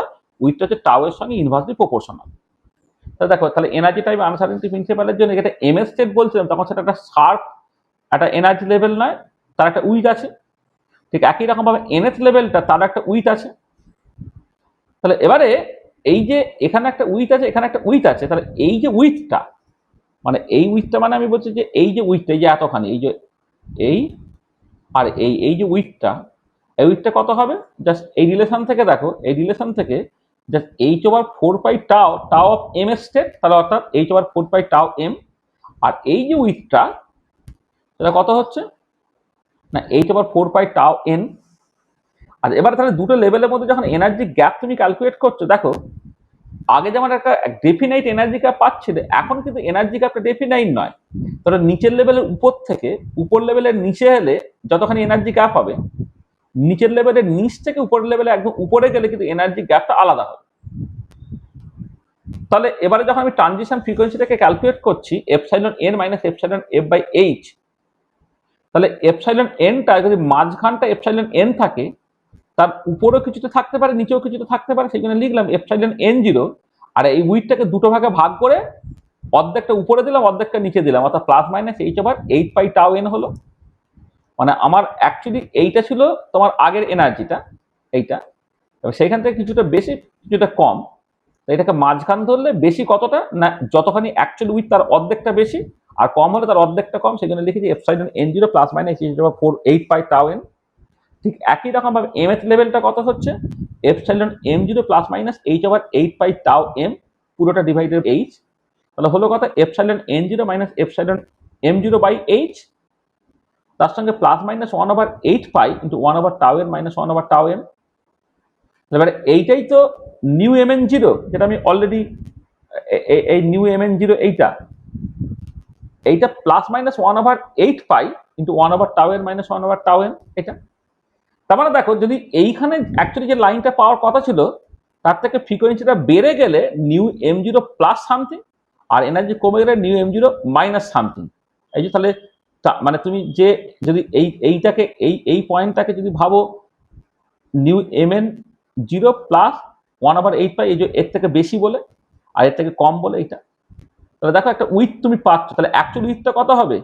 এই যে ডাবলটা, মানে এই দিকে যতটা এই দিকে যতটা, এটা প্লাস মাইনাস যেহেতু আছে, তার মানে এটা জাস্ট ডাবল। তখন উইথটা কত হলো? তাহলে ব্রডেনিং, যেটা broadening of the spectral line delta নিউটা হলো 1/4 পাই 1/টাও এর মাইনাস 1/টাও এম। মানে ধরো এইখানে, ধরো এই যে যদি তুমি এইরকম করে ভাবো যে এইখানে একটা, ধরো এইভাবে ভাবো যে এই যে ফ্রিকোয়েন্সিটা, এই ফ্রিকোয়েন্সিটা হচ্ছে nu M N zero plus এইটা, প্লাস এটা, আর বাঁদিকে হচ্ছে nu M N zero minus এটা। তাহলে উইথটা কত হলো? উইথটা হলো জাস্ট 1/8 পাই 1/টাও এন মাইনাস 1/টাও এম, এর জাস্ট ডাবল এইটা। তাহলে এইটাকে বলা হচ্ছে ন্যাচারাল উইথ। যখন স্পেকট্রোস্কোপি করা হয়, তখন যে কোনো একটা স্পেকট্রাল লাইন যখন শার্প লাইন হয় না, তার একটা উইথ থাকে। উইথটাকে বলা হয় ন্যাচারাল উইথ, এবং ন্যাচারাল উইথের এক্সপ্রেশন হচ্ছে এইটা। আচ্ছা, একটা স্পেশাল কেসে যদি আমি গাউস স্টেট থেকে কোনো একটা এক্সাইটেড ট্রানজিশন কনসিডার করি, গাউস স্টেটে পার্টিকেলটা সারা জীবন থাকে বলে গাউস স্টেটের লাইফ টাইমটা কত? Tends to infinity. তাহলে যে টাও এমটা যদি গাউস স্টেট তুমি ভাবো, সেটা যদি টেন্ডস টু ইনফিনিটি হয়ে যায়, তাহলে কত হয়? যে ডেল্টা নিউটা 1/4 পাই টাও এম বা 1/4 পাই টাও এক্সাইটেড স্টেট, এটা। তাহলে এই যে উইথটা তুমি পেলে, এটাকে বলে ন্যাচারাল উইথ বা আনসার্টেনটি উইথ। পরে আমরা দেখবো যে কোন একটা স্পেকট্রাল লাইন বিভিন্ন কারণে ব্রড হয়। ব্রডেনিং এর কারণগুলো আলাদা আলাদা। কখনো কলিশনাল ব্রডেনিং হয়, কখনো ডপলার ব্রডেনিং হয়। এবার কলিশনাল ব্রডেনিং বা ডপলার ব্রডেনিং না তুমি চাইলে তুমি এলিমিনেট করতে পারো, কিন্তু সকাল যেটাকে বলা হয় আনসার্টেনটি ব্রডেনিং, সেটা কোনোভাবেই তুমি এলিমিনেট করতে পারো না, কারণ আনসার্টেনটি প্রিন্সিপালটা হচ্ছে একটা ইন্ট্রিনজিক প্রিন্সিপাল। সেইখান থেকে যে উইথটা পাচ্ছে তাকে বলে ন্যাচারাল উইথ। আর এবং এই যখন কোন একটা স্পেকটা তার শেপ দেখবে, সেই শেপগুলো এরকম গাউসিয়ান বা লরেঞ্জিয়ান শেপের হয়, তাহলে উপর দিকটা শার্প, নিচের দিকটা ব্রড, সেই জন্য তোমাকে হাফ উইথ, মানে অর্ধেক ইন্টেন্সিটিতে উইথটাকে নিতে হয়। With of the spectral line হচ্ছে, দেখো এই টপটার ইন্টেন্সিটি যদি আইম্যাক্স হয়, তাহলে আইম্যাক্স বাই 2, সেখানে যে উইথটা, সেটাকেই তোমার অ্যাকচুয়ালি উইথ ধরতে হয়। আর এবার এখান থেকে দেখো, যদি এক্সাইটেড স্টেটের লাইফ টাইমটা যত তোমার বেশি হবে উইথটা তত কম হবে। সেখানে shorter the life time of the excited state, higher is the natural width. এবারে তুমি যদি electronic level, vibrational level, rotational level তুমি কনসিডার করো, ইলেকট্রনিক লেভেলের লাইফ টাইম হচ্ছে খুব কম, ভাইব্রেশনাল লাইফ টাইম একটু বেশি, রোটেশনাল লাইফ টাইম আরেকটু বেশি। সেই জন্য অ্যাবসলিউট উইথ যখন তুমি কনসিডার করবে ইলেকট্রনিক স্পেকটার ক্ষেত্রে উইথটা সবচেয়ে কম হয়, সবচেয়ে বেশি হয়, তারপরে ভাইব্রেশন হয়, তারপরে রোটেশন হয়। এটা তাহলে যেটা হচ্ছে যে এনার্জি টাইম আনসার্টেনিটি প্রিন্সিপাল এবং তার কনসিকোয়েন্স হচ্ছে স্পেকট্রোস্কোপিতে উইথ ডিটারমিনেশনে, সেইটা এখানে আমি এক্সপ্লেন করলাম। দেখো এটা বুঝতে পেরেছো?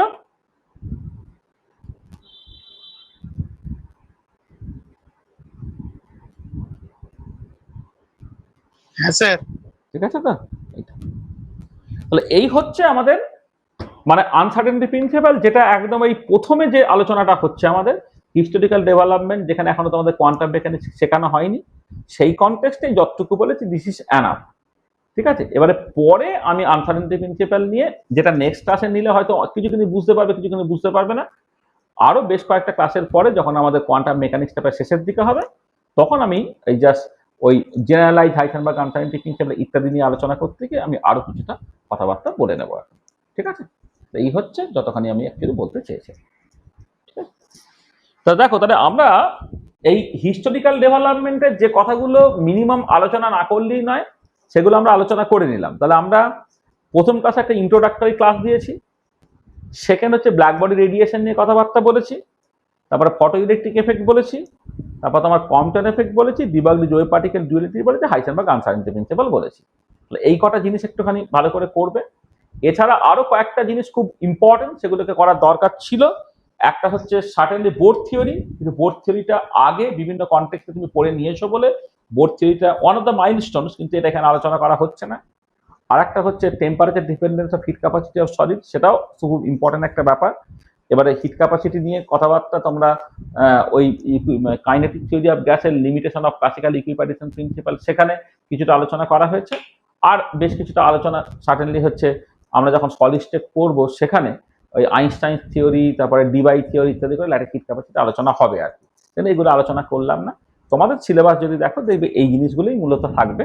হ্যাঁ, সেইটা একটুখানি ভালো করে মনের মধ্যে ঢুকিয়ে নাও। হ্যাঁ, আমরা নেক্সট ক্লাস অনওয়ার্ডস হচ্ছে আমরা পরের ক্লাসটা দেশে মেকানিক্সটা আমরা ঢুকে যাব, মানে যেটা শোরিঞ্জার ইকুয়েশন থেকে স্টার্ট হবে। ঠিক আছে, দেখো কারো যদি কিছু বুঝতে অসুবিধা হয় বলো।